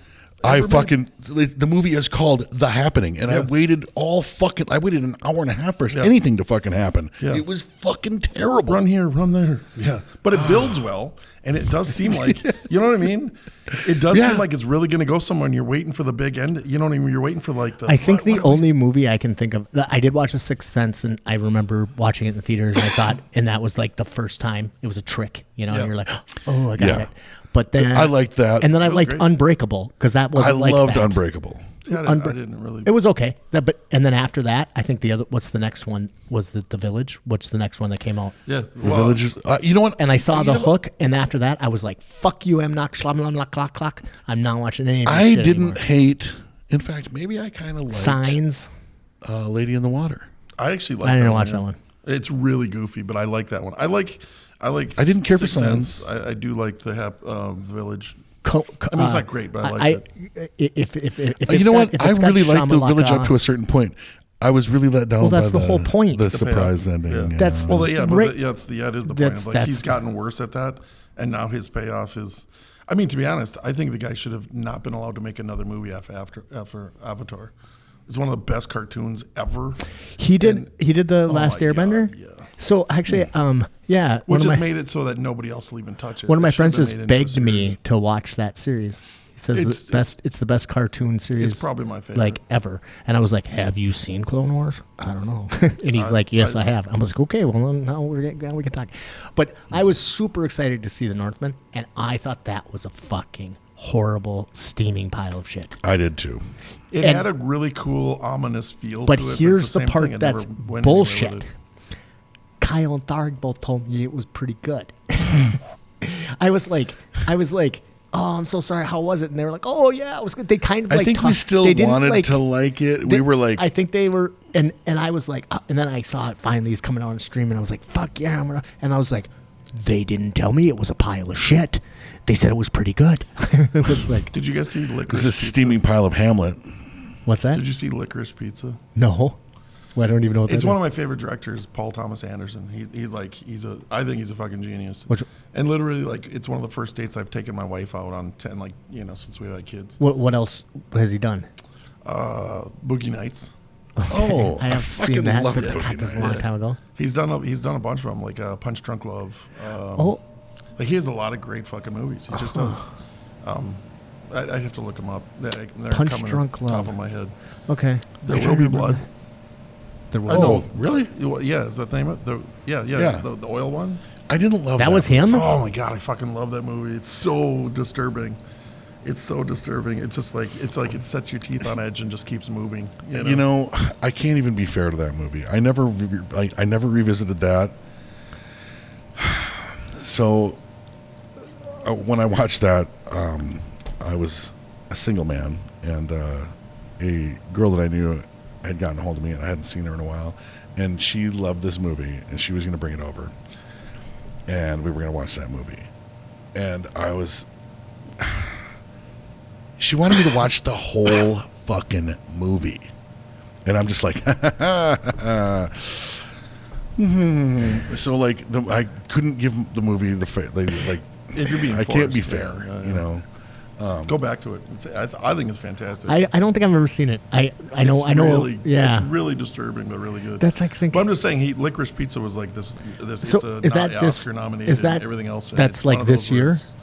Last year. I haven't even heard of it. Yeah, Which is. Yeah, it's But I mean, it seems weird because I mean, obviously, on Boogie Prime Nights right and now for free. oh yeah, I'm gonna check it out. But it's one of he's put a few that I'm disappointed in. That's one of them. It was like I had high hopes for it. Oh, you didn't like it? I didn't. Oh, well, That's you what just got me nobody's- all excited about it. No, don't. Yeah, you don't have to go see that one. I can't think of a director that like, Hits every time. yeah. I can only think of ones that whiff. Like the There's a fucking lot of Coen them who- brothers, man. They whiff hard when they whiff. Oh, they've never connected. You know, And what have they ever connected? Raising Arizona. Nope. I rewatched. Blood Simple. I never seen that one, but I didn't. Barton Fink. Oh, brother, we're out though. No, I hated it. Though I did promise to revisit it, but I did hate it. Dude, they have some of my favorite movies ever. Okay, Big Lebowski. No, like first half of the movie. I gotta go, man. Was decent. We actually, this is a repeat of our conversation, Is it? by the way, because I said this last time, I and just you were can't. just like, I just hate them. But the one, You know, I hate them too. What is the one? But what's I the- have, but I did. No Country know, for of- Old Men. Are you kidding me? No Country for Old Men. That is such a badass movie. Yeah, no, I actually can't. really hated that one. That was who wrote the book?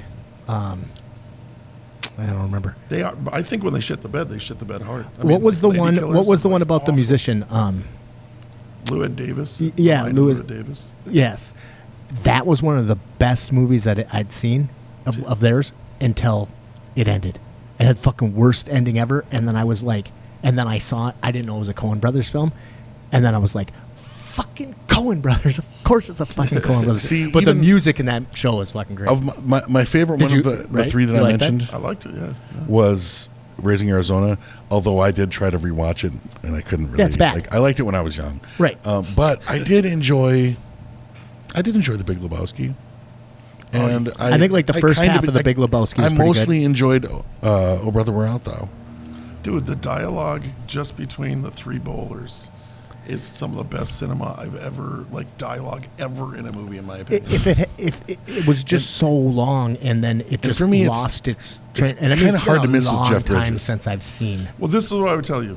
Oh, that's What a good series. I will tell you, the first time I saw Big Lebowski, I was kind of like confused, and it was just like I wasn't sure if I even liked it, and because of that, I kept going back to it, and then what I realized is what I think is the genius of that movie is most movies have a pacing, right? Right. The way they flow, and that movie was paced really weird, where it was just kind of like floaty and just from scene to scene, and then it dawned on me, I was like, oh my god, it's because it's from the dude's perspective. Right.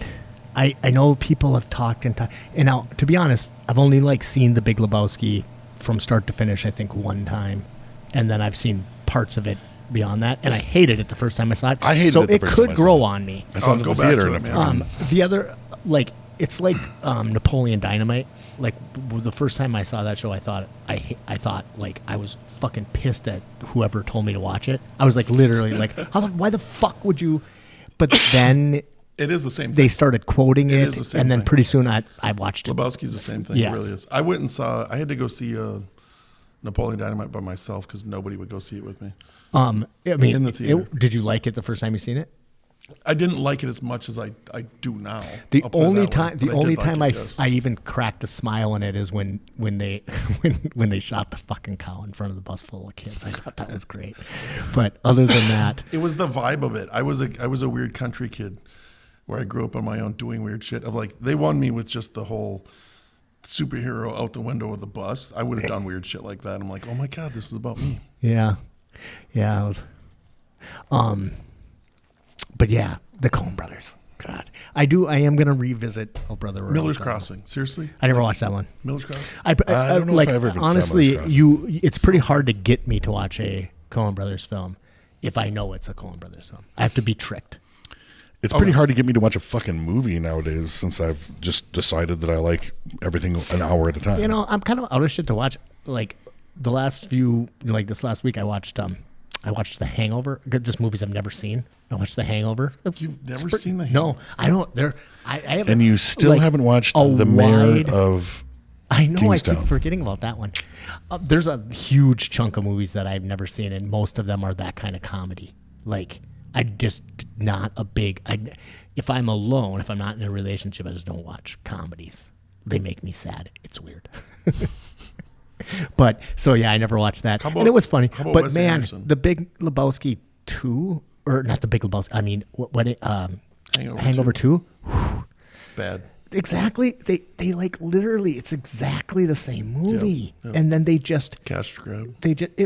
I'm like, you phoned this one in, you fucks. Like seriously. It literally feels like they went to Thailand for the weekend and brought video cameras with them. It That was looks that way, really too. bad.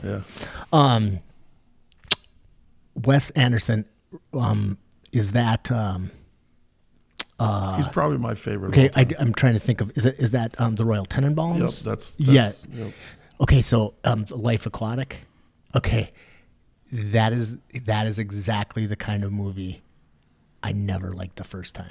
Yeah. Like the Life Aquatic, I thought was fucking ridiculous, and now, when we do warm ups every once in a while, I'll still break out the fucking. Just because there's so much of that's so fucking good. Yeah. There's, I think I might be really tough on comedies. 'Cause Royal I'm trying to think of like Tenenbaums. a lot of like movies that I hated the first time I saw them. I hated Zoolander the first time I saw it. I hated The Three Amigos the first time I saw it. And then and those are both movies that I went back to later and fucking loved. What is the other one a big one he did? Life Aquatic, Royal Tenenbaums, and Well, he's done a bunch. There's Darjeeling Unlimited. yeah. Fabulous Mr. Fox. The last one was That French one I didn't like. Dispatch. There was three really big ones kind of in a row though. Whatever. But Wes Anderson, yeah, he's good. I didn't like Fabulous Mr. Fox. That was just, and I don't really like George Clooney. No, Yeah. He's won me over. Except he did have one really great movie. It's one of my favorites. Out of Sight. Do you remember Out of Sight? Nobody fucking remembers it, but it was a great Angelina Jolie movie. in that? No, it was I'm pretty sure it was Jennifer Lopez. Yeah. Yes, it was Jennifer Lopez, and it was just about a guy who was a convict. He gets broken out of jail, and they have a heist.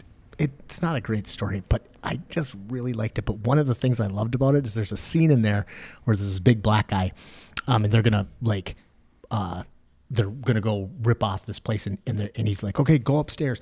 And the guy's holding his gun, and he starts running up the stairs like this, and he fucking trips and shoots himself in the head. And I'm like, it was great because that happened, like gun safety. And then I was actually watching World War Z the other night because I need to watch that again. It's great, actually. God damn It's it. It is a really great good. movie. That one just felt like a pharmaceutical. Actually, I thought that the first Commercial. half of that show was fucking great, and then it kind of faded, but it still was fine. But there's a scene in it where the guy does the exact same thing. The fucking zombies come and he like freaks out. He turns around and he trips and falls and shoots himself in the head. And I'm like, out of sight. So, but other than that, no, I don't think. Moonrise Kingdom? What's Moonrise? Oh, I don't know. The West. I don't know. That's not what I was thinking about. Sorry. I think I've only seen The Royal Tenenbaums. Well, I have seen The Fabulous Mr. Fox, but I didn't like that one. But I do like The Royal Tenenbaums. That's a weird one. Royal Tenenbaums? Yeah. That's what. That's a pretty good one. It's up there in my top 3 of all time. I love that movie. Yeah. That's weird. And then what's favorite comedy? What's your favorite comedy? What is my favorite of all comedy? time? Oh, mine's easy. Step Brothers. Step Brothers, hands God down. damn it! Step Brothers Step Brothers is one of the funniest movie. fucking movies I ever made. don't think I've ever seen anything funny. But like the most impactful for me was definitely Fletch 2. Yeah, you're such I a fucking Fletch love fan. the Fletch movies. Okay, I've never even read any of the Fletch books, but I fucking love the Fletch movies. Man, Step Brothers is pretty fucking funny. Zoolander 2 is one that I could, if it's on, I'll fucking watch it and laugh my ass off. My favorite scene in Step Brothers though is when when they go to make the bunk beds. They're making the bunk bed. Hey, I forgot to ask you. Do you like guacamole? Old School was also the part where he super comes into the fucking room funny. though, and he's like, "Why would you let us use power tools?" Yeah. Like, I just Why would you let us do that? Like, what were you bad thinking? idea. I was just like, "Oh my god!" I laughed so hard I like peed my pants during that scene. This is how we do it. I should always go to comedies in the theater. I try to see everything in the theater if I can. Was that me? Like, for one, they need it. Why are you throwing shit? That was my alarm. Did you guys see the video of Spielberg telling Tom Cruise that he literally saved the industry with Mavericks? No. But did you Fascinating. like that? What, Mavericks? What, isn't it Top I Gun? haven't even seen Yeah, it yet. Top Gun Mavericks. Oh, is that what it is? I haven't It's watched one it of my yet. favorite films that's come out in a long time. Really? Yeah. Well, imagine this. You know the fucking story. You know what I mean? Like Yeah. and I shouldn't build it up too big, but I'm just saying it's just really well made because even you know what the story's gonna be. Yeah. It's just done so well that it's really entertaining. I didn't like it at all. Really? No, I just thought it was like a fucking. I thought It's a it was, formula. It's totally. it was- a I formula, keep forgetting to but- watch it. It's like free on a streaming service, I think. No. I didn't really like it's on Top Paramount. Gun that much, like back in the day. I mean, I remember seeing it and whatever. And I think there might be too much baggage with Tom Cruise for me to really like him. I remember fucking Bobcat Goldthwait fucking tearing into fucking Top Gun in his stand-up routine way back fucking when. I love Bob. But he's like, Is this the before, fucking. This must be before he set the David Letterman's couch on fire. I don't even know. I don't remember that. But he was fucking bagging on Top Gun because he was like calling it like this big big piece of shit like recruiting fucking movie for the Navy. He's like, yeah. Then you got this poor dipshit that's like, hey, like that was a great movie. I'm gonna join the Navy. And he's like, like a fucking week later, he's hanging off the side of a fucking battleship, scraping fucking barnacles, and he's like, hey, when do I get to fly the plane like Tom Cruise? When you get finished with the other side. But I didn't really like it at all. And then I also thought it was like really because they had fucking Val Kilmer came back in it and was he had throat cancer.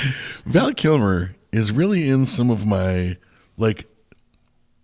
favorite movies Of all time. He's got a great. Like he's probably sprinkled in there. He's probably really well represented in my top 100. Maybe even in my top 20. I mean, Willow was fucking great. I loved Willow. I loved fucking Tombstone. Willow's a great example of that movie. Was a complete flop. Oh, really? Yeah, it's that's complete right. Flop. But it was a fucking amazing goddamn movie. Yep. And it definitely achieved a cult status and shit. But even the bad comedies that he made early on in his career. Yeah. I still quote Real Genius all the fucking time. That's a great movie. Yeah. And let's see, even Top Secret. Oh yeah. I loved those as a kid. God damn. I mean, he's Top been in Se- a is lot that of- which is the one where he was a rock star in Europe, He was a spy, yeah. yeah. Oh, yeah. Like they recruited him to spy. Like Elvis. Real Genius is the one where you're talking about like the pickles. Yeah. Right. Yeah. Yeah. God, it's been a long time since. Did you see the Val documentary? I did. I don't watch a lot of documentaries. I thought it came off kind of psychotic. I didn't watch it. They made him look really. They made him look super weird, but I think maybe that's because he was I just super thought weird. it was weird how much footage he had of himself. That's all I kept thinking is like, did you pay people just to follow you around? I mean, and he brought a camera with him like since he was like a teenager or whatever. Like he always had a fucking video camera and shit. This is like before phones. That's the really creepy part. I thought was. But I mean, if you're that good looking, but no, that is super weird. good looking now. Yeah, I thought it was like a real tokeny thing to just bring him back as Iceman with fucking throat cancer. Of course, it was like, and I liked it. But I think my problem is I just fucking hate Tom Cruise as a human being, and like I can't hate Tom Cruise. I can't. I just the whole Scientology thing, fucking weirdness, and I just don't get him. If it works for you, it's the same thing I have with most stuff. If it works for you, I don't give a shit. I'm totally fine with that as far as religions go. It's just I have a little bit harder time with cults and like that. How is that any different than any other Christianity? They're all cults. Well, and I mean, they are. I 100% agree with that. Yeah. But that particular one, and now it's like so open and everybody knows, South Park, good job guys. But before that, I mean, literally people would get involved in it, have no idea what they were getting involved in this thing, and they're like, yeah, eventually we're going to tell you the secrets of the universe, and they're like, fuck yeah, and then all of a sudden they're like, what? What? Thans? What are we talking about here? And now they're taking all your money and blah, blah, blah, blah. I just think it's fucking Did you see gross. Bill Burr's last special? I think it's the Red Rocks one where he's talking about how he used to, with Scientology or whatever other ones, he's just like, what a ridiculous. And then he realized how dumb, like he's a Catholic. Oh, he went through it. He's like, well, I guess I do believe in a deity from 2,000 years ago who walked on water and like, yeah, from a that shit happens to me all the Bill fucking time. Burr. I'm like, that's fucking ridiculous. And I'm like, oh, wait, you know what it was? The last time it happened, I was, somebody had come up and they were talking about swingers, and I was like, fucking weird lifestyle. And I'm like, wait, so it seems so weird to me, but like people that cheat, like that doesn't seem particularly fucking weird to me. But when but for some reason when two people agree and like willfully enter into this thing, like that seems fucking weird to me. Whereas like somebody sneaking around and fucking like doing this shit behind their significant other's back seems less fucking. Yeah. And I'm like, why don't you just allow your spouse like a real person? Right? Yeah. I'm like, why the fuck does one of those seem so much worse and so much weirder than the other one? What the fuck is wrong with me? You can't have your affair consensually. Fucking dude, that fucking I'm like, oh my god, what the fuck? Like I don't know. Bill Burr, speaking of, man, that guy's on the top of his game. Holy shit, he's funny. So I just recently discovered Instagram. Or Twitter or what's the other one? Hey, I'll show you TikTok? MySpace when we're done. TikTok. Do you still have MySpace? I wish. Every once in a while I log into MySpace because my account still is alive. Oh, I thought it last time I ceased to looked like exist. 10 years ago, it still was there. Yeah. But I loved MySpace. But anyway, I'm waiting for it to make a comeback. I never like looked at TikTok or Instagram before like probably 6 months ago. I even had accounts that I had set up for spitballing or something, but I just never looked at it. But I was listening to some podcast and they were talking about the way the algorithm works and how like you should take this challenge where you go on TikTok and you honestly like do your swiping for like and see how like well it hones itself to your to your mind or whatever. Okay, they got it fucking dialed in. whatever they're doing is fucking magical because like I watch TikTok. I do it for about a half hour a day, like when I'm kind of waking up and whatever, and it's all like Bill Burr and like jiu-jitsu videos and fucking woodworking videos, and I've just absorbed this stuff. And it's same with Instagram. I do kind of they're like a little bit different, but I didn't realize, and I've seen Bill Burr's few of his stand-ups in there, but man, his fucking clips that he's putting on there, I like him. I laugh so fucking hard, and usually it's the ones where he's like not doing comedy. He's like on a talk show or on something. a talk show with yeah. Conan, and he's going off, and he can't, and maybe it's part of his act, but it seems to me like he's trying really hard to stop. Like he knows and I'm sure it's his act, but it's wonderful. But he's like trying really hard to not let it out. Yeah. But he can't. It just starts to boil over, and then he just starts saying the meanest shit. Like I don't know. He was talking the other day about. He's like, oh, I can't. This fucking people. I'm at the end of this tour, and I'm just starting to get super annoyed. I was in the fucking airport the other day, and this chick was eating fucking Big Macs, and then she wiped her face with the fucking bag. With the bag. And he's just enraged. And there's nothing, I mean. I need to start watching Bill Burr. I saw this chick the other day eat a hamburger, and then she wiped her face with the bag. That's weird. Nothing not funny. But when Bill Burr says it, I'm like laughing, So, yeah. I just need to start watching more stand-up. I need to watch more comedians and shit like that. Like Tom Segura, that's another one, man. Man, right? Yeah. Well, and of course, I can't think of his name right off the top of my head. Who's the Australian guy? Jeff Jeffries or whatever. Yes. Yeah, he's super. Holy shit, is he funny and awful and fucking hilarious. Yeah, oh my God. I love it when they take it too far in the right way. Absolutely. I think the best stand-up I've seen in a long time is the most recent Ricky Gervais special. I'm with that you. one is off the hook. Well, I also now I wanna really I know me, you, and Tharg were supposed to get together. Yeah, we and were watch starting it, to and then have we like fucking kept falling apart. What I'd like to do is fucking like just schedule a goddamn stand-up night. So that's the thing, is that Christine doesn't really dig it. Yeah, no, she's not Dig what? particularly into stand-up. Yeah. Well, So- that's the hard thing. Is like stand-up is one of those things where like when it's good, it's really good, but when Really it's bad, good. it can be really bad. Yeah, too. yeah. I tried to watch David Spade's special, God, he's a lot, awful. and I'm just like, ooh, I was tempted to you try are really bad. I was tempted to watch Chris Rock's last one, but I'm not going to get fooled again because Chris Rock hasn't been funny in 20 fucking years. I watched it. I watched part of it. Yeah, I did watched you it. like it? It was, It was really. He seemed really off, and I think it was just the live, the setup. You set up your joke. yeah. And he's always one that really is hard on the setup, but Yeah. it was even twice as hard. So like it felt almost Seinfeld-y, where it was like he kept repeating the setup and getting louder and louder, and then it go to the. It's just the vibe and See, the. he was my little clip favorite when he fucking was- comedian. Like he did like thinking back, like two of the best fucking comedy specials I've ever fucking seen in my life. Bigger and Blacker and fucking, I forget what the other one was. But those were so fucking funny. He was my absolute favorite. And then everything since then, I've just been like, ugh. Eddie Murphy Raw. That was the one that like changed my. For me, like, it was Delirious, but yeah.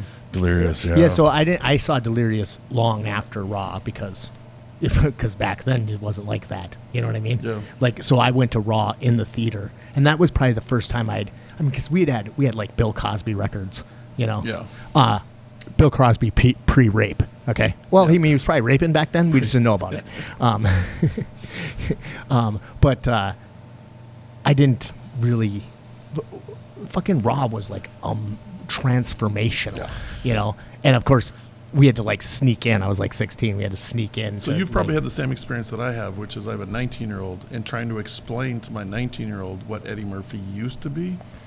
Right. You know what I'm talking about? The other one is like Adam Sandler. Of like, you know what Yeah. I'm talking about? Or Oh, where like, yeah. where you're like, believe it or not, like Eddie Murphy used to be really funny. Like he was really. So he fucking was funny. supposed to come back do another stand-up special, Yeah. and then basically COVID hit, and then that got all derailed. I mean, it was like right around the COVID Well, time. I bet you, to be honest, I bet you he's just. I mean, that's like a muscle you got to work. I bet you. So There's no way. He Remember has how to funny do it. Adam Sandler's fucking stand-up used to Nah, see, I always thought Adam Sandler's stand-up sucked. I Oh, never really? liked him. God damn. I never really liked the whole like kind of like musical thing and the dreidel, they make it out. I didn't really care for the music so much and stuff, but like fucking like Fatty McGee and fucking the lunch lady and shit and the fucking man. I'm a sucker for Goofy, and he's just super goofy, like just kind of out there. Yeah, But I've I also- never been a Don't get me huge wrong, Adam he hasn't Sandler done- fan. Even his movies. I mean, He what? I've never been like even his movies like Happy Gilmore and whatever. I've never been like I liked Happy he's Gilmore. so good. No, just like Remember the Jerky Boys? Oh yeah, I do. They were just a little blip, but god damn, that's a big blip. A crazy. So if you guys don't know, but the Turkey Boys were like basically a couple of guys who did prank fucking phone calls. Yeah, and that started was putting it on the radio. And it would just be like they'd call up like a hardware store and be like, "Yeah, just wondering, you got any caulk? Yeah, we have caulk. Do you have any black caulk? Yeah, we have black caulk. Do you have any big black caulk?" It's just like super fucking childish potty humor. But it was hilarious. The guy complaining about his dentist. Very bad dentist. I wake up, pants unbuttoned, gums bleeding.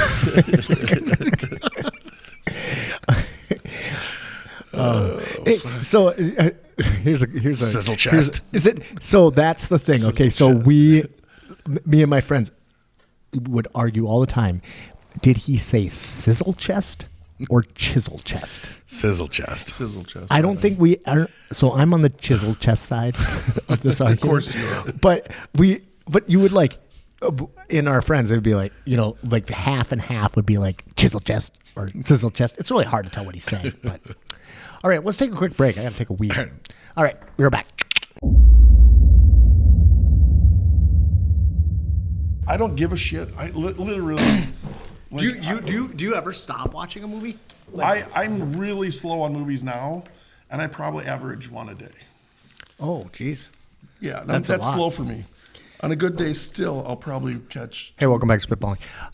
2 or 3. Really? Yeah. Jesus, that's a lot of movies. So, like, just do you fucking ever love movies. just be like, fuck, this sucks and turn it off?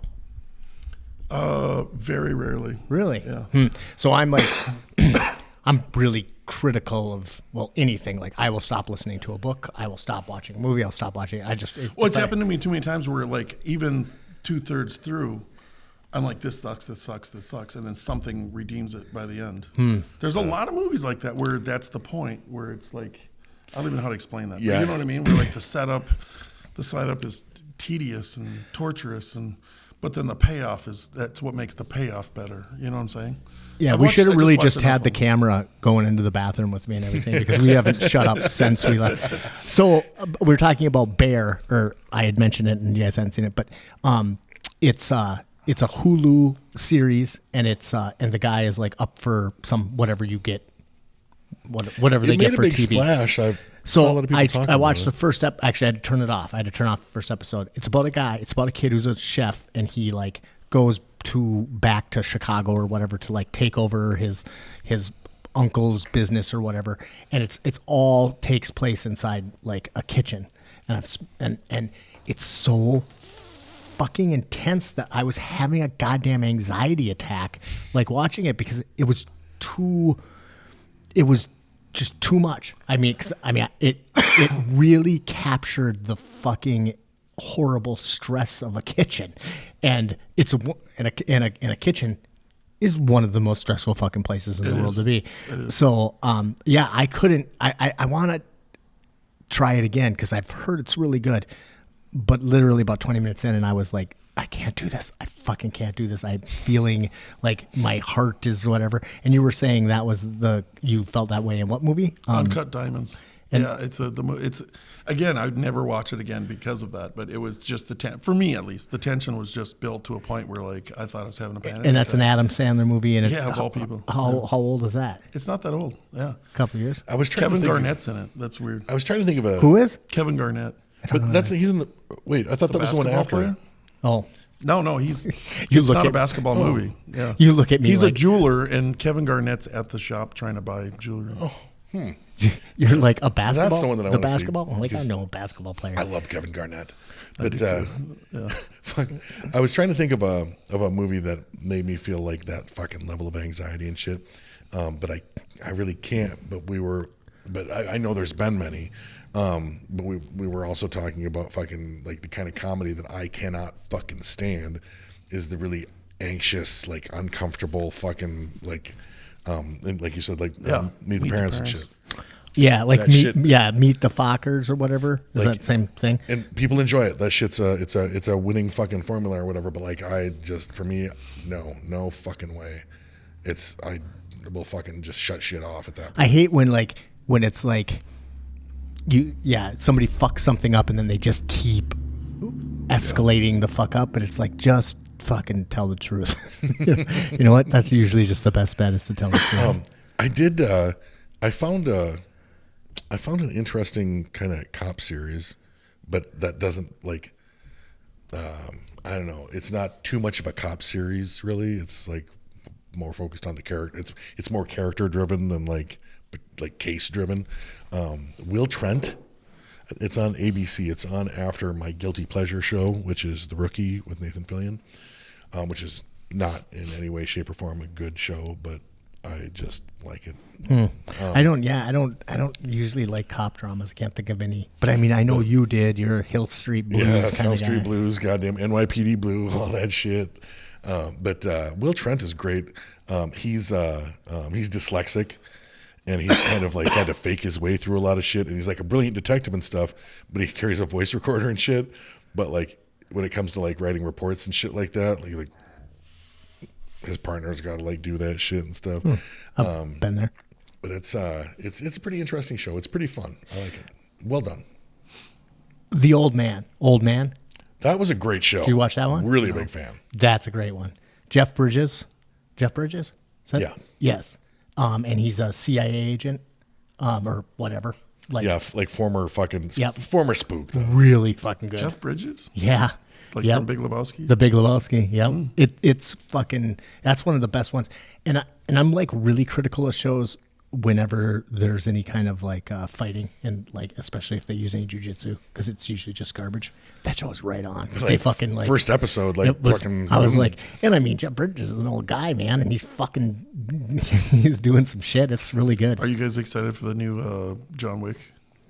You know, I've never been a big John Wick fan. Oh my god, I fucking love neither. those movies. Seriously, I really liked the first one, but like as they go on, the less interested I am. dude. The opening to the second movie, I honestly think is one of the best openings of any action film. So where, I like know- he goes and steals his car back, and he's like beating up guys with the car. Like I fucking love that. I'm not even sure that I've seen that one. Oh my god! Like, The guy's upstairs talking about he killed a man with the fucking pencil. Who can do that? I'm into. He does. I like the goddamn Mission Impossible movies, and there's another one of those. I love coming those. out. Yeah, I Yeah, love those. fuck those. I did. I just love film, man. I don't care what it is. I'll John watch Wick it. does a bunch of no spin knife throwing, which is the kind of knife throwing that Peyton and I are into, and he like Keanu Reeves actually really fucking good at it. And actually, it's really weird because I really like Keanu Reeves as a human. See, I don't. Oh, really? myself. No, He's yeah. hilarious. Oh my god. He has Dude. an Instagram channel, and as a person, I don't know him. He's probably awesome. I just mean actually, like as an actor, I don't know really him. like I don't know him as a person either. I know him as an Instagram guy. Sure. But he does all of these fucking hilarious like videos. Like, I don't know. Like he'll be like fucking washing the dishes, and all of a sudden he'll like start doing like nunchucks with the towel and shit. And it's just funny. And he's just like, he's got a good sense of humor. What was the movie? I've always kind of liked him, but man, ever since like, if you haven't seen this, it's on Netflix, right? Yeah, I think so. It's a fucking rom-com. Always Be My Maybe. And wait. Is that the one where he does a cameo? He plays himself. Yes, I've seen it. It's fucking genius. That- yes. That fucking Yeah. goddamn. That That made was me. funny. That actually made me like him a lot. The fucking Yeah, restaurant. Yeah. So actually, that's a lot like Where what he's it- like, it's fucking you're dating yes, Keanu yes. Reeves? Yeah, that's so great. I actually watch a lot of rom-coms because that's all my wife will watch. See, So Christine, I've seen went all watching like some now. too. Yeah. What's your favorite rom-com? That's a good one. Man, that one's tough to beat, but like of all time, fuck. Shakespeare in Love. Shakespeare in Love. Yep, that was my favorite. That's Really? it's one of my favorite movies of all time. Man. The one with I the one love with that movie. Steve Carell and was it Crazy Love? Something. Yeah, that's actually based on the Pickup Artist, the book, The Pickup Artist. I didn't like that one that much. It Are you made kidding me? That one kills me. Well, Where he's teaching like it made him me, how to. it made me really sad. Mine is kind of stupid, but I gotta fucking 50 First Dates is tough to beat, man. For me, Is that the one where is that got It's good. Yeah. Adam Sandler and Drew Barrymore. Yeah, I like that one. I did. Yeah, She has like the wedding singer. amnesia. Yeah, I think I've seen part of it. I don't think I've watched the whole thing, but Yeah, that one was pretty fucking good. I don't love rom-coms, but I did just recently Is watch. Say Anything a rom-com? What's the one with Sandra Bullock and Shannon Tatum? Oh, Channing Tatum? Yeah. Oh, the one where he's the cover of the novel. Yes, he's Fabio or I whatever. actually like that one. Yeah. I thought that was The one great. that Brad Pitt but was- fucking Brad Pitt. So and Brad Pitt's another guy who I like. I think I would enjoy hanging out with. Dude, Brad Pitt. He's the best. I honestly think he's really made his career by his little cameos. If you know what I mean. Of like my favorite one, if you know this That one, fucking is cameo was great. You think about that and like fucking Keanu Reeves showing up in Always Be My Maybe and stuff. Is there anything that makes like these guys? Is there anything that you can do to be fucking cooler than to fucking have like a sense of humor about yourself and Right. shit? And, like, yeah, fucking, it's super. I mean, Did you guys see Bullet Train? yes, I loved it. I have not seen that yet. It's really I've great. heard it was great. But the fucking best part is Shannon Tatum, his little cameo in there. Yeah. It was fucking great. I didn't know he what's showed the, up. what's the okay? What's the one where it's a? Damn it. It's like turn my chair. It's literally Brad Pitt's best cameo. Ooh, you're True talking Romance. True True Romance, Romance, of course. Where he's the stoner. Fucking He's the stone. Like everybody else Condescend me, gets man. everybody I'll else fucking gets kill killed. you. They come in contact with everybody, even in passing, and they fucking kill everybody. But him, they don't, because they just know he's such a dipshit and so stoned. Smoking out of his little fucking honey bear Yeah. bong. Fucking, god damn it. That is a great cameo. And that's the first thing I think I ever saw him in, except I didn't know who the fuck he was. Yeah.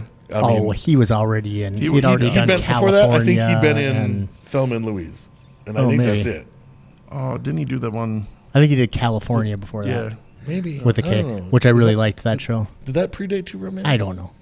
I don't. Yeah, it's probably. But that wrong. fucking True Romance. Fuck. What can you say about that fucking movie? Like, I think Tarantino Best, wrote that. best. actually. Yeah, Tarantino wrote it and produced it, but he didn't direct it. Same with Killing Zoe. That was one of Val Kilmer's best roles Which one? oh, in True Romance. Val Kilmer's in there. Yep. as As Elvis. Oh, that's right. That's right. did you get it when I did this? yeah. This was my Elvis. Yeah. Actually, well, the other one too, the Very cool dreadlock. guy. Oh yeah, What's his the name? fucking one of the greatest actors, Gary Oldman. Gary Gary Yeah. Oldman, yeah. My son has just been getting into Gary Oldman. I've been telling Yeah. him for years. Like he's so underrated. Dude. The Professional.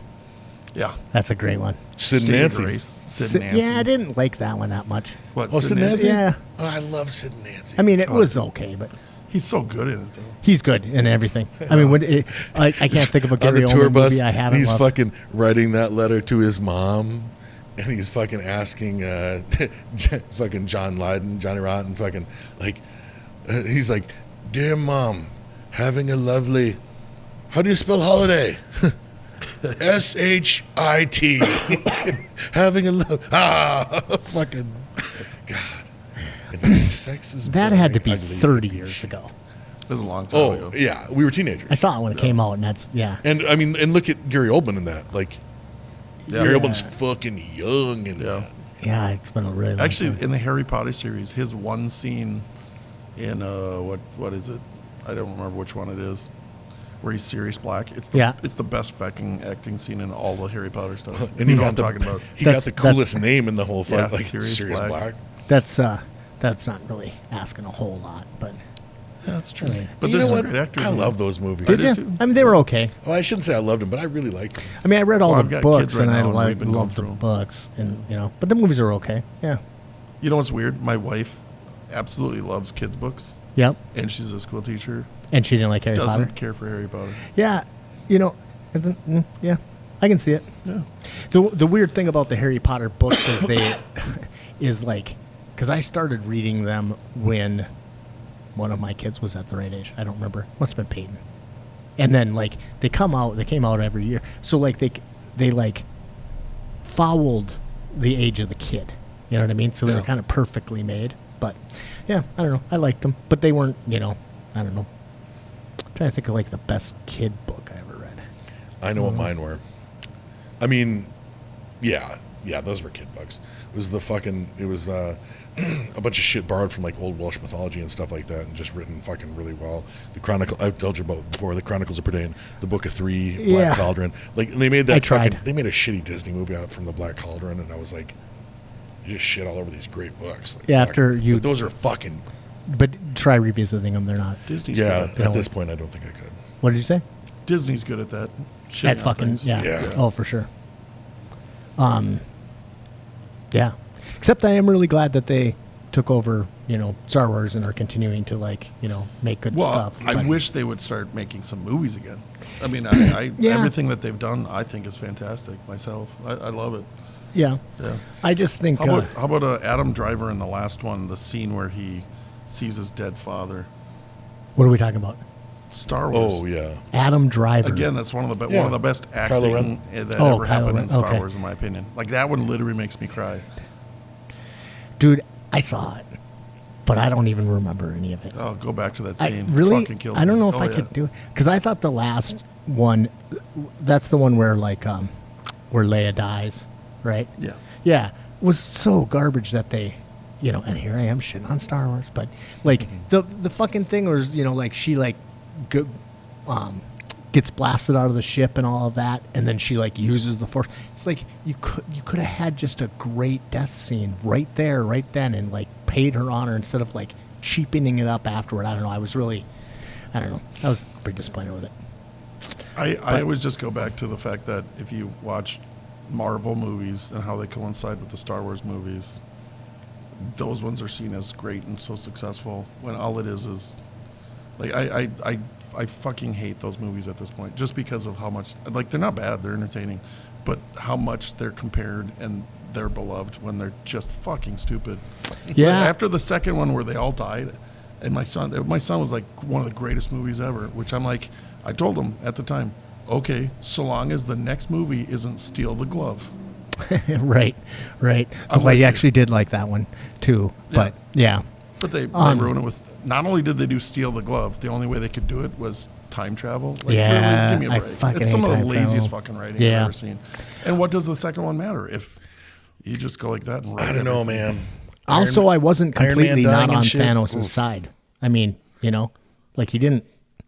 I mean, the what? Thanos, he fucking killed half the people or whatever, and he was solving some problems. It wasn't a bad deal. Did you watch the last Wakanda Forever? I did. I liked it. You did? I just trashed that movie today. What did you think? Well, so now I can't think of her goddamn name, and I just had it. Michonne? No, Angela Bassett. Angela Bassett, yeah. So there's naturally a million people fucking put that shit out there. She didn't win because she's black. She didn't win because of this. She didn't. She said that maybe it was genre bias, and I'm just like, could it be that the movie just sucked? Because the movie sucked. I thought there was just nothing in that movie. What was that fucking his old girlfriend or whatever who was hot? But other than that, I didn't like anything. This is my problem with personally. This is my problem with it.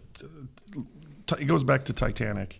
If you remember back when that won Best Picture, there was this huge argument going on of why aren't the best selling pictures winning the award? And that's the year they're like, okay, well, it's a top selling movie ever. Obviously it must win Best Picture, which I disagree with. Some of the other films that were at the time, which I don't remember, were better. But the point that I think people even miss the fucking point of what the Oscars is, because it's the industry giving themselves an award to promote their films. And in my opinion, I actually like it when they're promoting films that people haven't seen. So Everywhere All at Once, it's not going to get the same as Mavericks. And I think it does need to be promoted in that way. I mean, it's the foolishness of thinking who they're giving themselves an award. You know what I mean? It's not we the public. We do that already by our ticket sales. Right. But it's the industry and the professionals going I never thought about that. That's an excellent point, because I have been one of those people that watches it and I'm like, well, who knows that piece of shit? That's just a bunch of elitist fucking bullshit. Meanwhile, I'm like, when I think about it like that, Well, does it seem elitist? Well, they are people that are in the fucking industry. Like they should know better than I do. Like fucking sorry we didn't love your fucking shitty action movie, Kyle. Like, I mean, that just makes a lot of fucking sense. That's a great fucking point. I think it's the only purpose of them really is so that you can, the general public, it's like the industry itself saying, you should go look at this film because it's fucking fantastic. And yeah, I mean, and that might be the only, like, that might be the real fucking, what propels that movie, that the people that make movies that really know what they're fucking talking about and know what they're saying and know what fucking goes into this shit, like, that they deem so fucking good. Now people are actually going to see that shit, like, not that nobody saw it, but like, like now, I mean, who knows what, like, winning best film like nets you as far as people like watching it. Like maybe twice as many people, maybe fucking 20 times as many people see it. What won Best Picture? Everything all at once. Everything everywhere all at once. I never heard anything about it. It's really good. Is it? It's I loved it. I've heard of it, but I don't know anything about it. I know that there's a lot of Asian folks in it. Showtime right now. Huh. Short Round won an Oscar with it. Yes, I did see that. Short Round. From The most Indiana Jones. Who is maybe the character that I hate the most in all of film. Short Round? I hated Short Round. Huh. Dr. Jones. I fucking hated him. Huh. That's the same guy that was in the Goonies, though, right? Yeah. So I can't hate the dude completely because I love the Goonies. Do you know that was a prequel? The Goonies? No. The Temple of Doom. Prequel to what? to Raiders of the Lost Ark. Who gives a shit? It was the second. Yes, it's a prequel. Are you excited for that one? It's a really. I'm not really, but I do love Harrison Ford. Well, can we pretend? As long as we can pretend the last one didn't fucking happen. Oh, that one was horrible. Well, you know why that happened, right? Because fucking Spielberg directed it. Oh, really? Seriously. I remember South Park's fucking take on it. They're like, oh no, they're raping Indy. Oh God. I don't remember anything about the last one other than it really sucked. Oh, that's all I remember. The worst for me was like the other 2 or 3, from my childhood, but distinctly the first one. Like for me, that was one of my first. I fell in love with movies. Yes. Oh, Raiders of the Lost Ark was great. And I appreciate Spielberg for that. You know what I mean? Yeah. But on the same side of it, when I finally got to bring my kid to one, and he was a perfect age to see it, I was so fucking pumped to bring the Crystal Skulls. And if you can imagine talking it up and being like, you're in for an experience, son, and then it's the fucking Crystal Skulls. It is such a piece of shit. And it's loaded with great actors and everything. It's a piece of shit. It literally looks like it's made with home video equipment. A bunch of great actors and Shia LaBeouf. And Shia LaBeouf, yeah. It's awful. But yes. Although I do want to see... Temple of Doom was a prequel to Raiders of the Lost Ark. That's all I was saying. But I didn't hear anything about the last one. I really did like. I did like the Last Crusade too. I thought that one was great too. You thought which one was great? The Last Crusade. Oh yeah, I thought that was really good. I thought I hated Temple of Doom, but when the Last Crusade came out, I was like, okay, cool, that was really good. You hated Temple of Doom? I did hate Temple of Doom. You know what? It had that awesome sidekick in it. A lot of that was because of Short Round. Yeah. But and you know what? Actually, I hated her too. His wife. Yeah, shit. That's Spielberg's wife. Oh, really? No, really? Yeah. Fuck you, Spielberg. That's how they met. I just wanted to say about Wakanda Forever that I thought it was an okay movie, but I thought that they were so careful to be politically correct in it that it kind of took something away from it. Like it was like. It just seemed like it was directed by committee of the woke police or something, and I was just like, I just thought it lacked something. That was a pin I had in there, and then there was one other one I wanted to. The Gray Man. Did you guys watch that one? Yeah. I like that one. I mentioned it to Action film. Fucking great. Yeah. I love that whole genre, though. I do too. Yeah. I actually read the books afterward because I was like, oh, that was kind of cool. And then I heard him on Joe Rogan, and then I didn't realize and there's like 26 of the books. They're okay, but the first one was really good. But it's a cool, it's a fucking cool movie. I loved it. Yeah. Did you ever see The Matador? No. This is one with Pierce Brosnan. It's the same thing about like a retired hitman. Pierce Brosnan. Yeah, and he's actually fantastic in it. Really? I like Pierce Brosnan. You got to see that film. Like For some reason, I didn't like him as James Bond, but see now I'm weird with those ones too because everybody wants to go Sean Connery.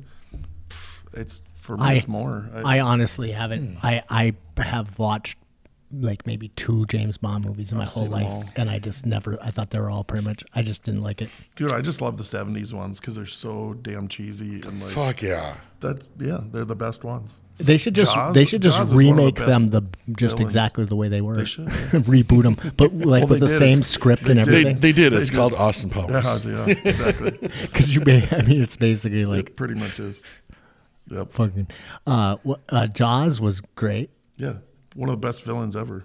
Oh yeah, Jaws from. I thought you were talking about actual Jaws. No, that was a good movie. But the villain he had like metal teeth and shit. Oh. Actually, Jaws the movie, it's the same thing. You got to give, like, I have this weird thing with Spielberg. There's a lot of people actually who love film. They call him the great masturbator, which is kind of true. You know what I mean? He's really good at just whacking you off. And technically, I have issue with now as I'm older and stuff. Some of his, whatever. But you have to, the same thing. The guy actually deserves credit for the way that he has changed film. And Jaws is the best example of he changed all of cinema with Jaws. Jaws was great. Yeah. So, what? I'm trying to think of what is really horrible. Of what? Like Spielberg. Jesus, he's got a ton of them. I was talking to somebody. Jurassic Park.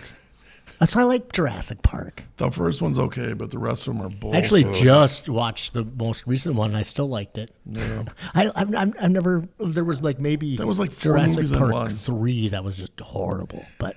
I was just talking to somebody about horror movies the other day, and I realized that, if I had a top 5 horror movies, 3 or 4 of those would probably be John Carpenter movies.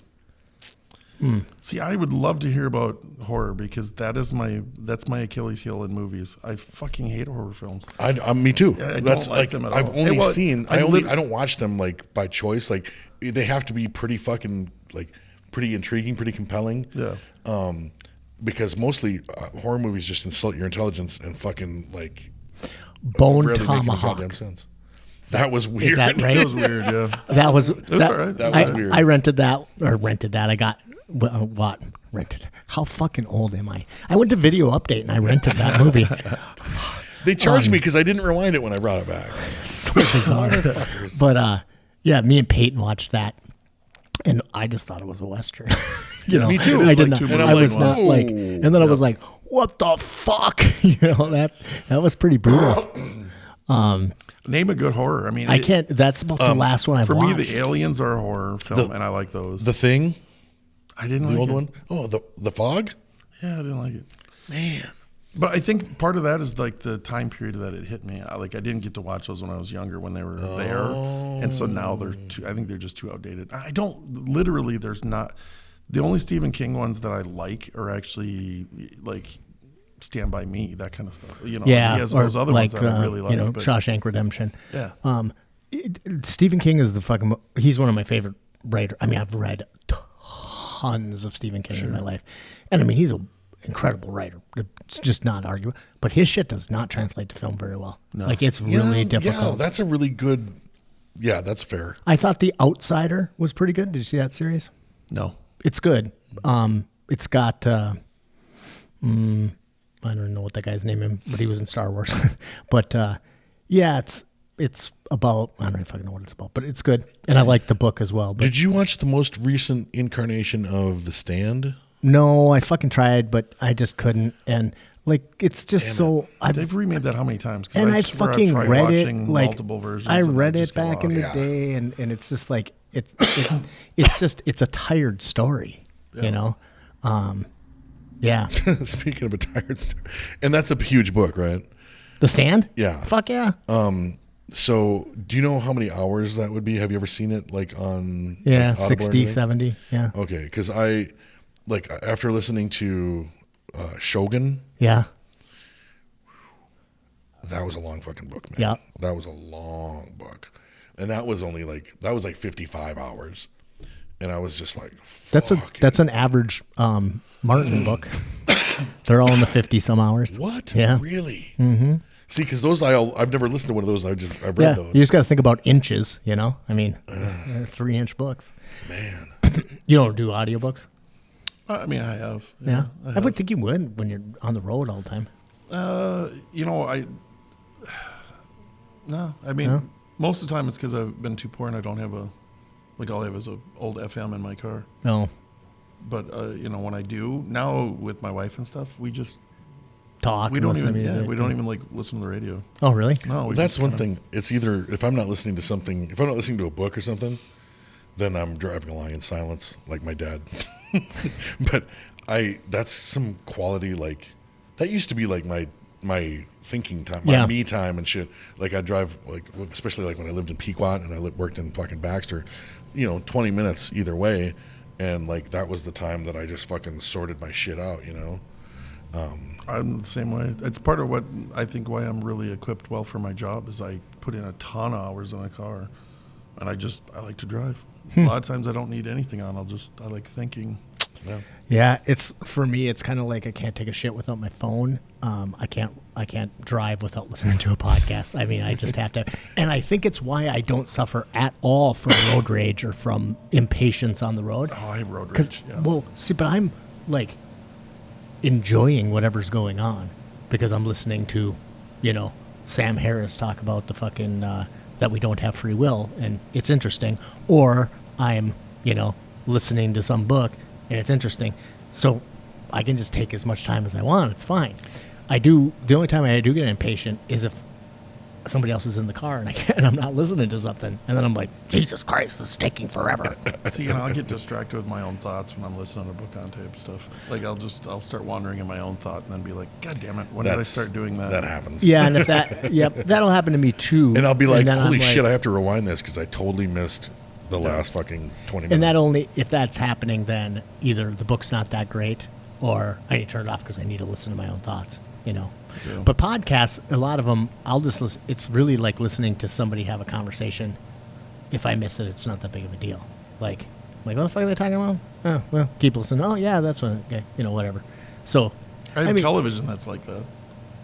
Yeah? Yeah, at home, depending, like when the kids are busy or I'm busy working on something, I do like to have something on and, that I zone in on. But if I don't watch it for 20 minutes, it's like I don't really care. Yeah, that's the way a lot of movies podcasts that way are a lot. for me. Really? Oh, yeah. Well, then you're not really watching a movie a day. Yeah.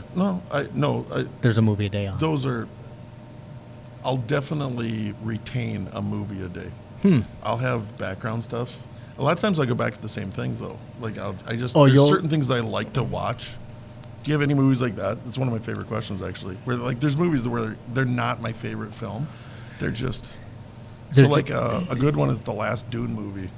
Like that movie is just so fucking gorgeous. The last Dune one? Yeah. I liked it a lot. I didn't, but no. It's so gorgeous. I just like watching it. So like I don't care. I know the plot, but I'll put it on, and I'll be doing other things. And when I want to look at it and watch it, it's like. And you didn't like the last Dune movie, or you did? No, I did. I just. You're such a huge fan of the Lynch one. I really like the old one. Yeah, I do too. Actually, I missed the inner monologue stuff. And that's just like a preference. There was nothing wrong with the new one. The earlier they can get to the fucking second half of that movie, the better. Because I'm just afraid it's not going to happen. They start shooting it this fall? No, I think they've already shot it. No, yeah, they're going to release it it's coming. See, that's what I was stressing out about because I was like, I didn't think that they were even working on it yet, and I'm like, fucking come on, these people are gonna, Yep. Okay, I had one. They shot them both. I had one serious issue with the show. And it was Jason Momoa without facial hair. Yeah, it was fucking weird. Yeah. All right, like he went from like a really handsome guy to like, what the fuck is up with this jowl? He's still a handsome guy. No, it was really disturbing. I didn't like it. Though. It made me feel better about myself. Did it? Yeah. I'm like, yeah. He is that guy, isn't he? Though, like, okay, I get it. Fucking God walking the earth. Yeah. But he also is intensely likable. Yeah, no, he's very good. We just watched, for what reason, I don't know. We were talking about DC movies. Fucking Aquaman. Yes, I've never like, seen that. The whole story and shit, like, not great, whatever, but like he's super likable. And of course, my favorite scene in there is in the beginning. You've seen Aquaman, Yeah. Where he's in this bar with his dad, which Tamora Morrison, fucking anything Tamora Morrison's in, I'll watch. But they're in the bar, and those bikers come up to him, and they're like, "Hey, are you that fish guy?" And it looks like it's gonna be this, like, you're like, "Oh God, here we go. We've seen this before," And they're like, "Oh, we just want to get a picture with you." And then it shows that, like, at first he's like he's annoyed taking the picture. You haven't seen it? I haven't seen it, no. So like at first he's like annoyed in the first picture and stuff, like then another picture and he's like, just going with it. And then pretty soon it's pictures of them just fucking getting down, they're partying and shit. And he's like, they're fucking, it's just fucking great. And you're like, God damn, okay, that's not what I thought was gonna happen. That's actually awesome. I just have to tell this story because it's so fucking funny. But speaking of bikers in a bar, I don't know. The last time me, Kyle, and Tharg went out drinking, which it's been, 6 months, something. Yeah, it's been a while. But yeah. we were out at this bar and we're just sitting there drinking, and these bikers come gravitating. Kyle's just a fucking magnet to people at a bar. I mean, obviously. So these bikers come walking up to him, and he's like, "Hey, man, hey, my buddy wants to arm wrestle you." And Kyle goes, "Oh, no, that's okay. I'm straight." You guys go and hold hands if you want to. And I'm dying, and I'm like, all right, here we go. Like, it's gonna happen. Yeah. And these guys just fucking loved him. Like, they were like, "Oh my God, that's so funny. He said he's straight." And then all night they were following us around and like fucking buying us drinks and shit. But I totally it was meant so that, like, straight faced. It was just great. Oh no, thanks. I'm straight. well, because like I meant to like fucking kind of pee on their tree and be like, You did, but you did it in such a fucking But nice goddamn way it, that they just ended up loving you. And I was like, well, fucking, now I feel like a dick because these guys are fucking awesome. And then we like made friends with these guys. Then they're trying to get me to go to the strip club with them the night after because they had some big function they were doing the night after. Yeah. And they're like, "What are you doing tomorrow? Here, let's go to fucking." And I'm like, but they were fucking super cool guys. And I'm like, but I assumed that they were going to be douches because there was like a dozen of them. Yeah. And well, like, it's a douchey thing to do to walk up to some guy at the bar and be like, "Hey, my buddy wants to arm wrestle you," but it's like, no, that's all right. I'm straight. My son just showed me the South Park episode with Harley riders. Oh yeah. Oh my God, that is literally one of the funniest fucking things I've ever seen in my life. Truly, it's so weird because like we were I talking wouldn't call just a gay person that. You're talking about those faggots over there. That it was just great. And it's it's interesting in this like cancel culture time period how like South Park is just, they're just so balls to the wall that you can't like, they're impossible to fuck with. And yet you can't even defend yourself becomes like yeah, well, it's like sand. It's like they're not standing for anything. Like that's the genius of it. Of like, because people like like when the Scientologists got mad at them. So what did they do? Yeah.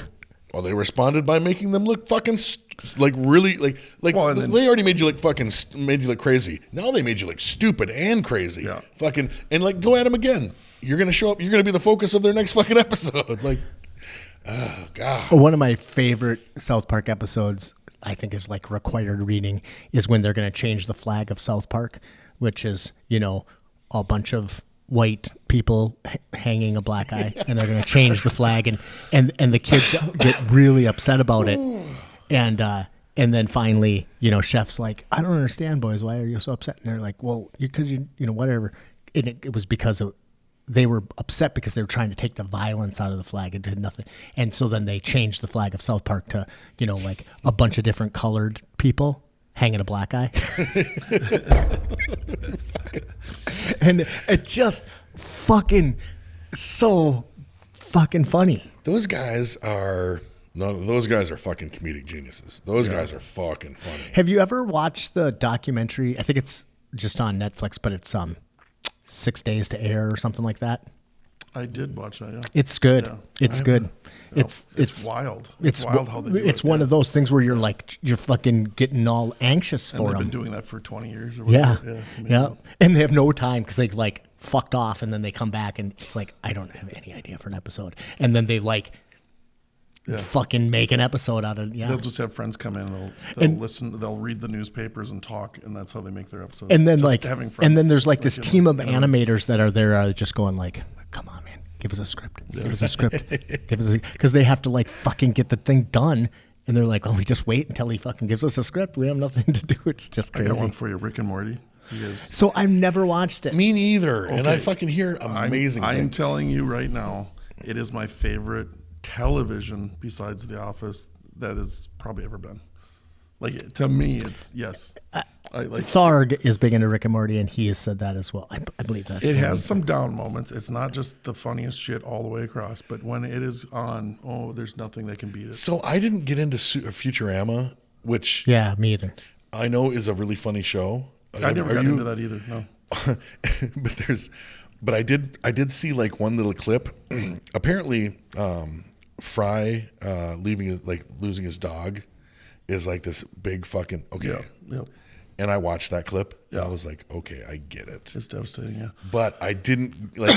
It doesn't get me to the level where like fucking I would if I probably watched the show if I was like invested in the characters and stuff. So I fucking like now able to use that against people, like. Like I found a meme that I fucking posted on one of my nerd groups because I know that's like gut wrenching to a lot of these people and shit, and I'm like, yeah, there we go, take that. So, what, Rick and Morty, and that's a cartoon. Yes. Okay. I've only seen one episode, and it was like, and I don't even think I saw the full episode. And there was like a road boy. They were like, they'd travel to some like road warrior fucking situation. Yeah. Well, don't get me wrong. There's some bad episodes. You know, I'm just saying of like, sorry. Yeah, you're dying. Honestly, the episode that got me into it, there's literally a character. They're all sitting around, they're talking and stuff, and all of a sudden there's just randomly this dude, and they call him Poopy Butthole. Like, it's that kind of a show. You know what I mean? Like, it's super clever, super funny, but it's also just ridiculous.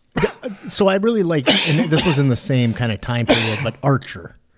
Did you ever watch Archer? Archer was great. Yeah. And I watched like the first like 3 or 4 seasons of it. I mean, I just thought that was fucking like. They had a couple of great. down seasons. Then once they like changed the timeline and stuff, I just. The Venture Brothers. That's another one. Oh my God. I never watched that either.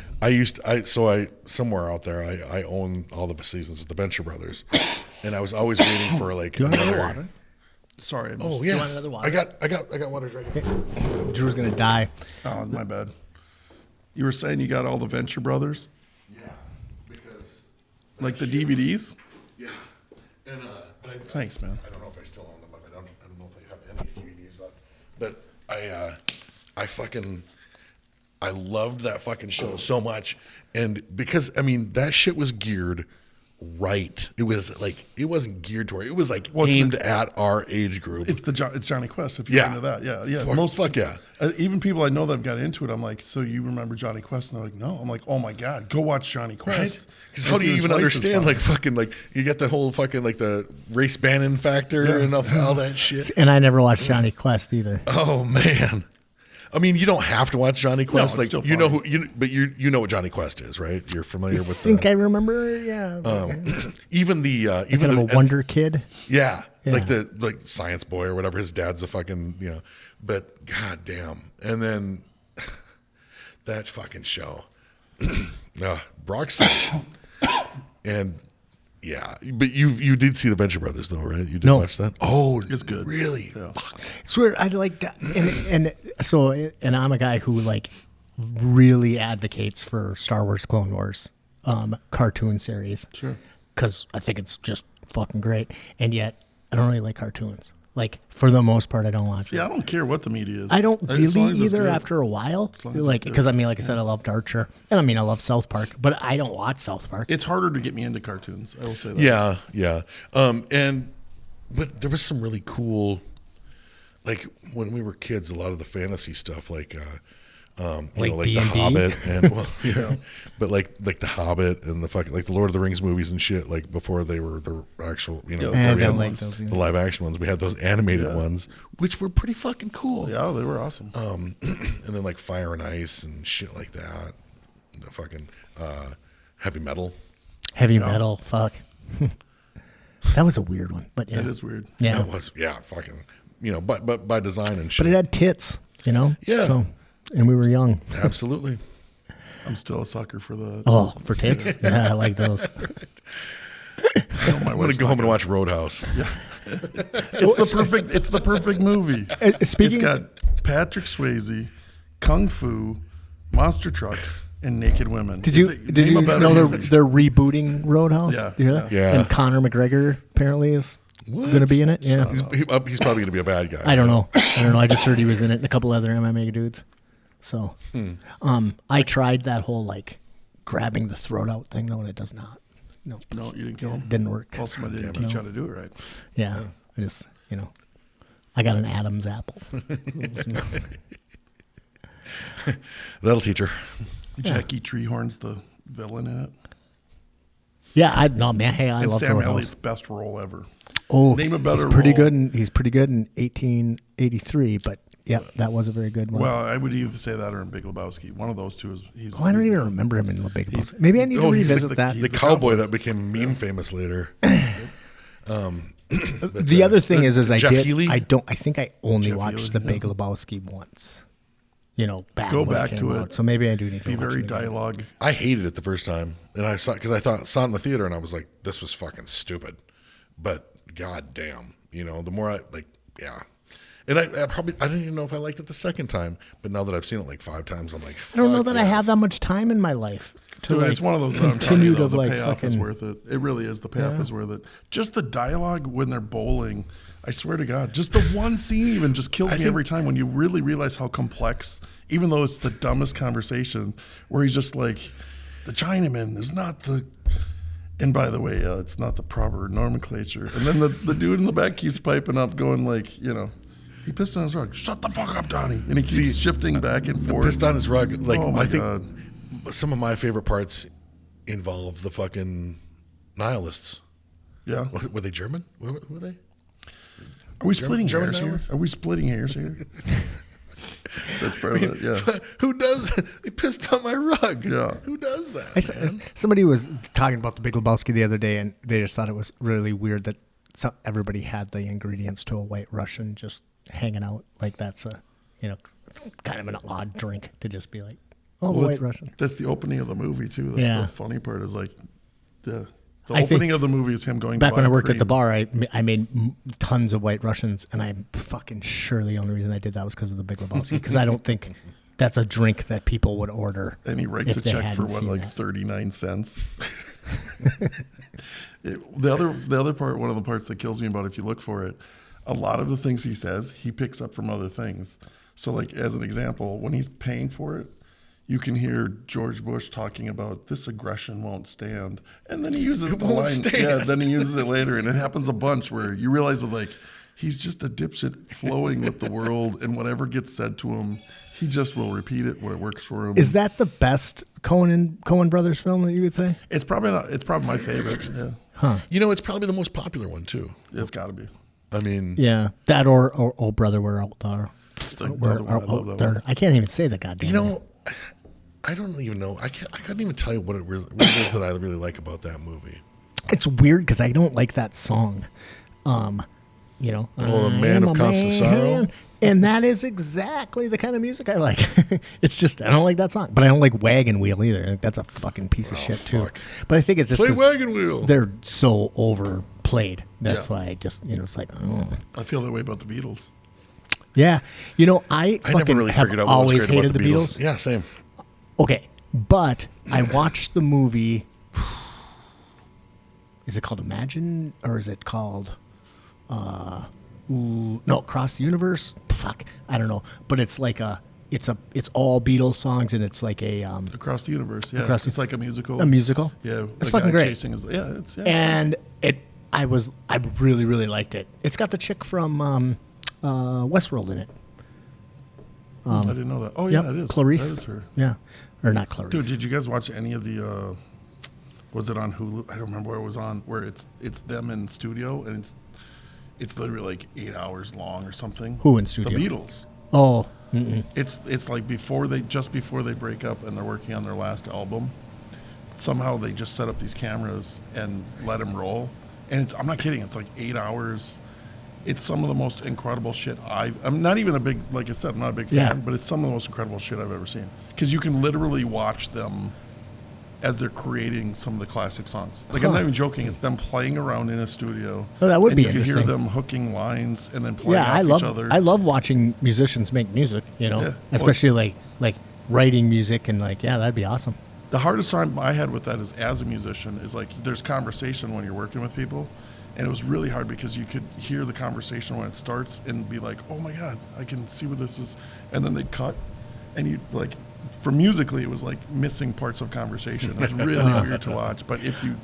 I watched, Bill Burr did this bit, and I saw it on fucking Instagram or whatever.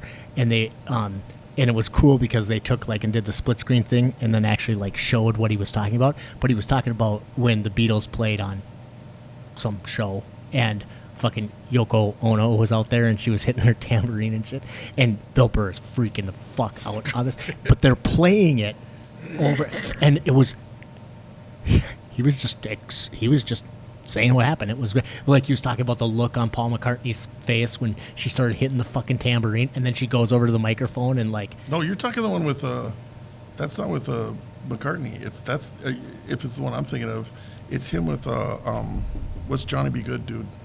Chuck Berry? Oh, you're right, Chuck Berry. That's right. And yes. you can watch Chuck Berry. Chuck Berry also, have you seen this? Oh my God! So she gets on the mic, Chuck and I'm not Berry, kidding. He goes like this. He goes, like, what the fuck? Yeah. So yes, you're right. So Chuck Berry's playing with the Beatles, and Yoko Ono is on there. It's just John, actually. Or is it just John? Yeah, okay, you're right. You're right. Yeah. I fucking have no idea what I'm talking about. But anyway, and Bill Burr is ranting about how fucking horrible this is. But because you can see what he's talking about, it's right on. He's and then Chuck Berry's like, what the fuck are you doing? And it was totally the look on his face. Is like, what the hell? They did? They did. They cut her mic. That's awesome. Yeah. Crazy. Yeah, no, it's super funny. Look that one up. Yeah. Well, let's bring this home. So we got the 25th of May. Wait, what are we in? March. March. The 25th of March. That's not this coming weekend, but next weekend? When is it? Yeah, 2 weeks? I think it's coming right up. 2 weeks, yeah. So it's in Walker at the what pub? Portage Brew. Portage Brew. So all of you fans out there, talking to you, Shelley, let's try to make a thing out of it. You can get your tickets on Eventbrite, right? Yeah. So on our website, Kelley Smith's website, or Portage's website, you can find a ticket link. And it's just drewpetersonmusic.com, right? Yep. Yeah, and it's definitely good. And then we've been talking about maybe trying to do something, get you up here, for a show like that. And let's do this room. Yeah, let's do this room. Someplace where I can drink. Yeah. I was like, well, we can talk about that after the show, but yes. I talk like...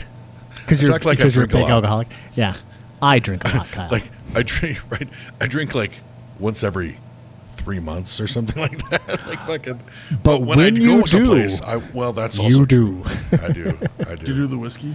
No, I drink. Well, he just drinks gallons of Coors Light. It's I may as well just get a pitcher. I drink a lot of fucking domestic beer. I mean, I just sit there and fucking drink it. See, my problem with that when I was doing that was just the amount, the volume. I would just get to a point where I was like, I can't. Well, and especially nowadays, at this age, I piss every fucking 10 minutes. But Kyle doesn't drink that often, so he can still get drunk off of a Coors Light like that. But when you're drinking a lot, you just can't drink enough to. Yeah. It's I can't even get a buzz. Yeah, well, but I can still get a DUI. For me, it's just even how in my stomach. Right. It's not even that I have 6 beers in me. It's just the fact of 2 beers. And you've been non-drinking for long time, right? Yeah, well, I mean, I'd never completely. Well, I guess you could say completely quit. I mean, I've gone years without Right.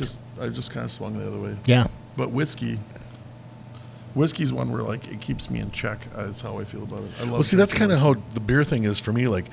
I'll get full to the point where I'm I noticed that by the time I get fucked up, I'm drinking so slowly that I can maintain fucked up for a long, long time. Yeah. Well, yeah, for me, it's like even once even without blow. once the fucking like shots of Rumpelmints or whatever come out, I'm like, okay, I just realized that this is going to be a horrible night and a awful tomorrow. So I just try to fucking I can't get even away do from that. that. I don't do any of stuff that anymore.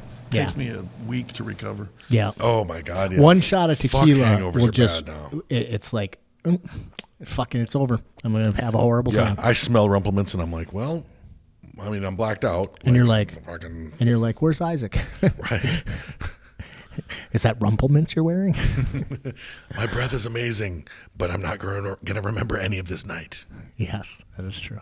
Oh, I got one quick Rumpelmint story. Back when I was working at the bar, actually I wasn't even working at the bar. I was just at the bar, and I'm sitting there talking to my buddy Tony, and I got up to go to the bathroom, and I come back, and he goes, hey, need a breath mint?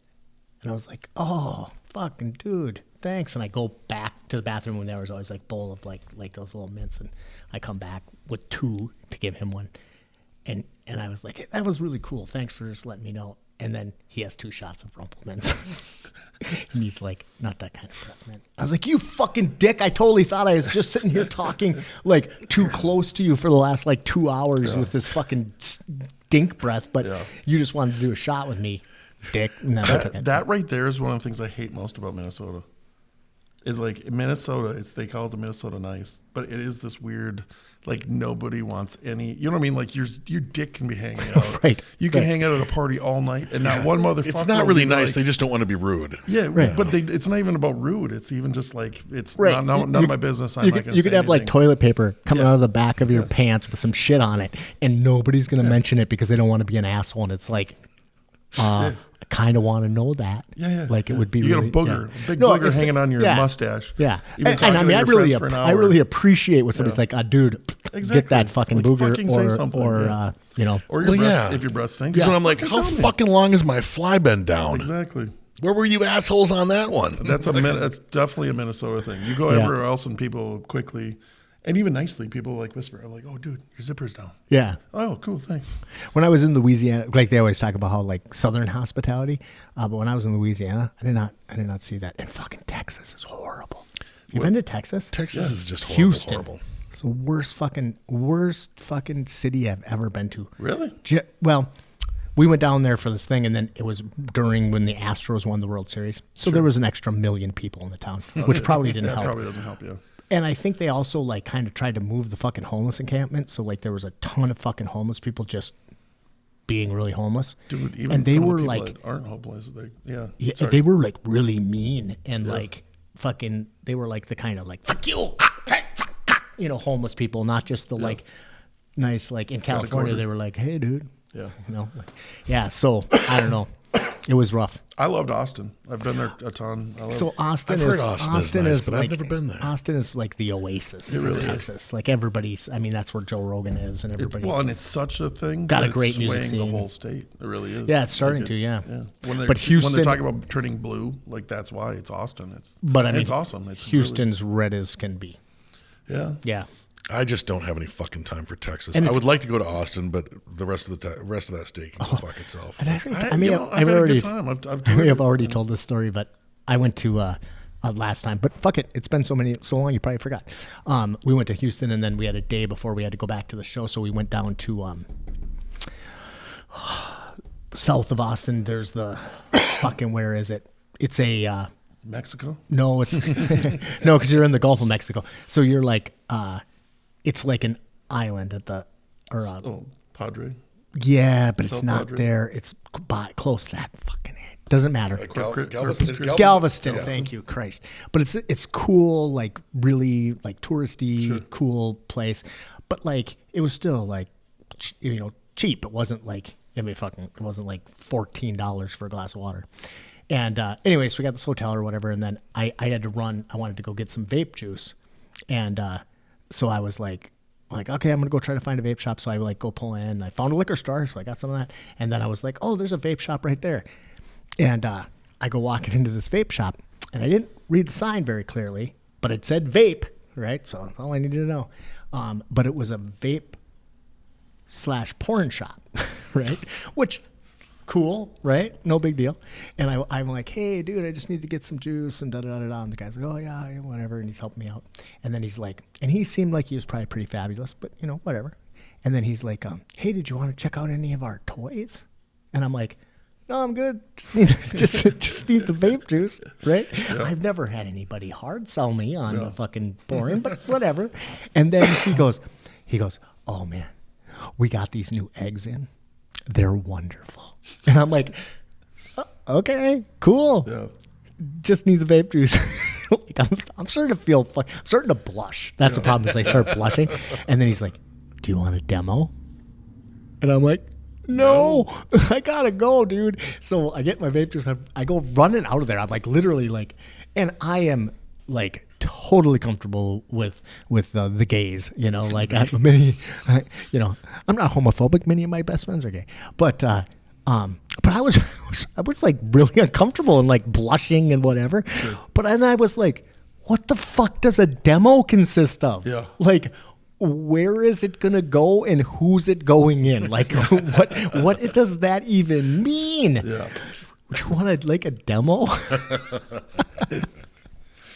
So anyway, if you're ever in Galveston, check out the vape / porno shop.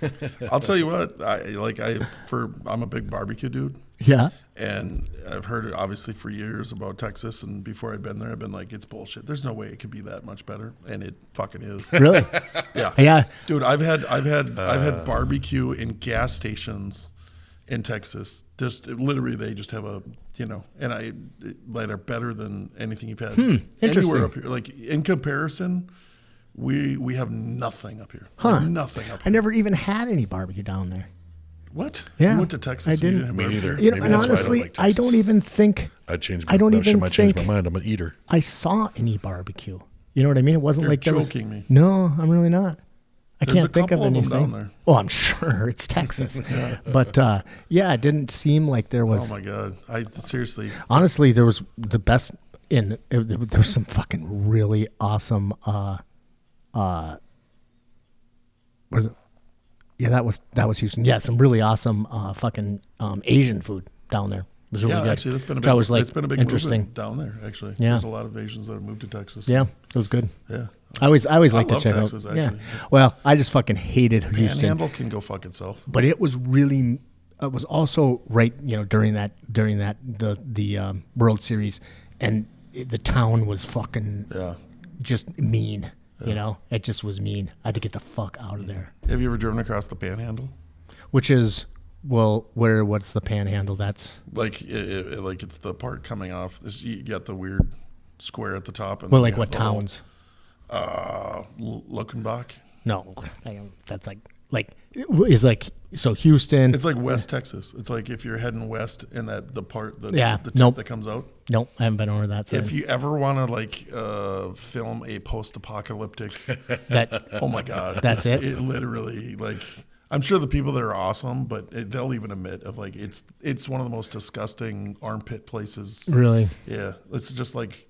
It literally looks like a bomb went Texas is so weird because it's like the state, they're all about, liberty. Like, we're not gonna independence, individualism. Oh shit! It snowed. Can we have some money? Freeze to death. No regulation. We have no electric grid. That state is rich as shit too. Yeah. Oh my God. I mean, like the state is. Yeah. Yes. Well, yes. A lot of people. A lot of people, and then a lot of people aren't. I mean, there's a huge homeless population in Houston, but everywhere.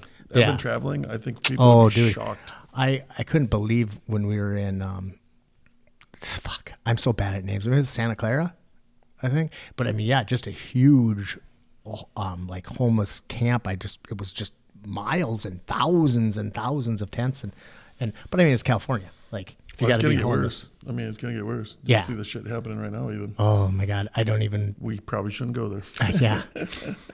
Yeah. Yeah.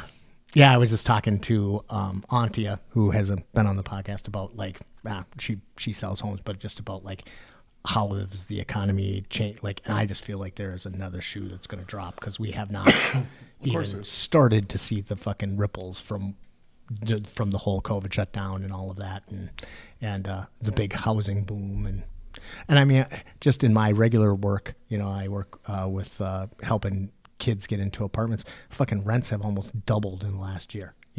It's worse than that. Yeah, it's worse than that. It's crazy. I've never seen anything like it. And landlords asking for like triple deposits and shit, and it's like they can just get it because fucking you have no choice. I just saw this post from a doctor on Instagram, and he said that his first apartment when he was in school, he paid I think he said $400 a month. Yeah. And he looked back into that same apartment. Yep. And it was like $4,000. Jesus. He's literally like, now as a doctor, I can't afford the apartment that I stayed in when I was going to school. Yeah, it's an amazing post. Yeah, I don't know that it's going to get better.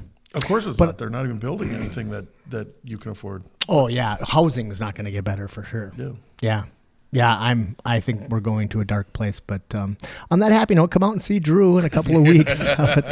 I'll sing happy songs. Yes, well, or some happy, and then some. But all right, sounds good. Well, thank you very much, Drew. It's always happy to see you, and we will see you guys soon-ish.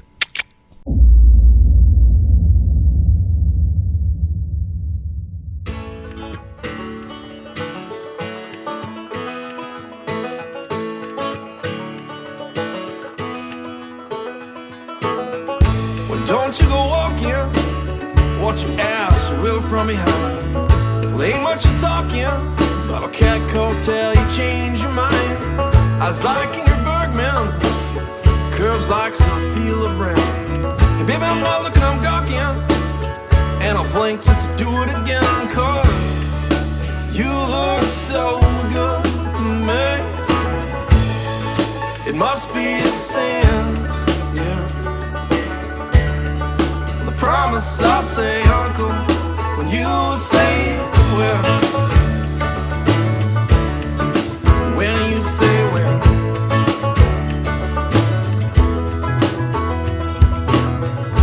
They ask for your number, sarcastically you yell it's in the book. You being an angel and all, the Bible is where I decided to look. Well, I pray, Father, if she could be mine, just give me a sign. When I got bus stop tattooed on my forehead, busy looking at your behind. Because you look so good to me, it must be a sin. I promise I'll say uncle when you say well. When you say well.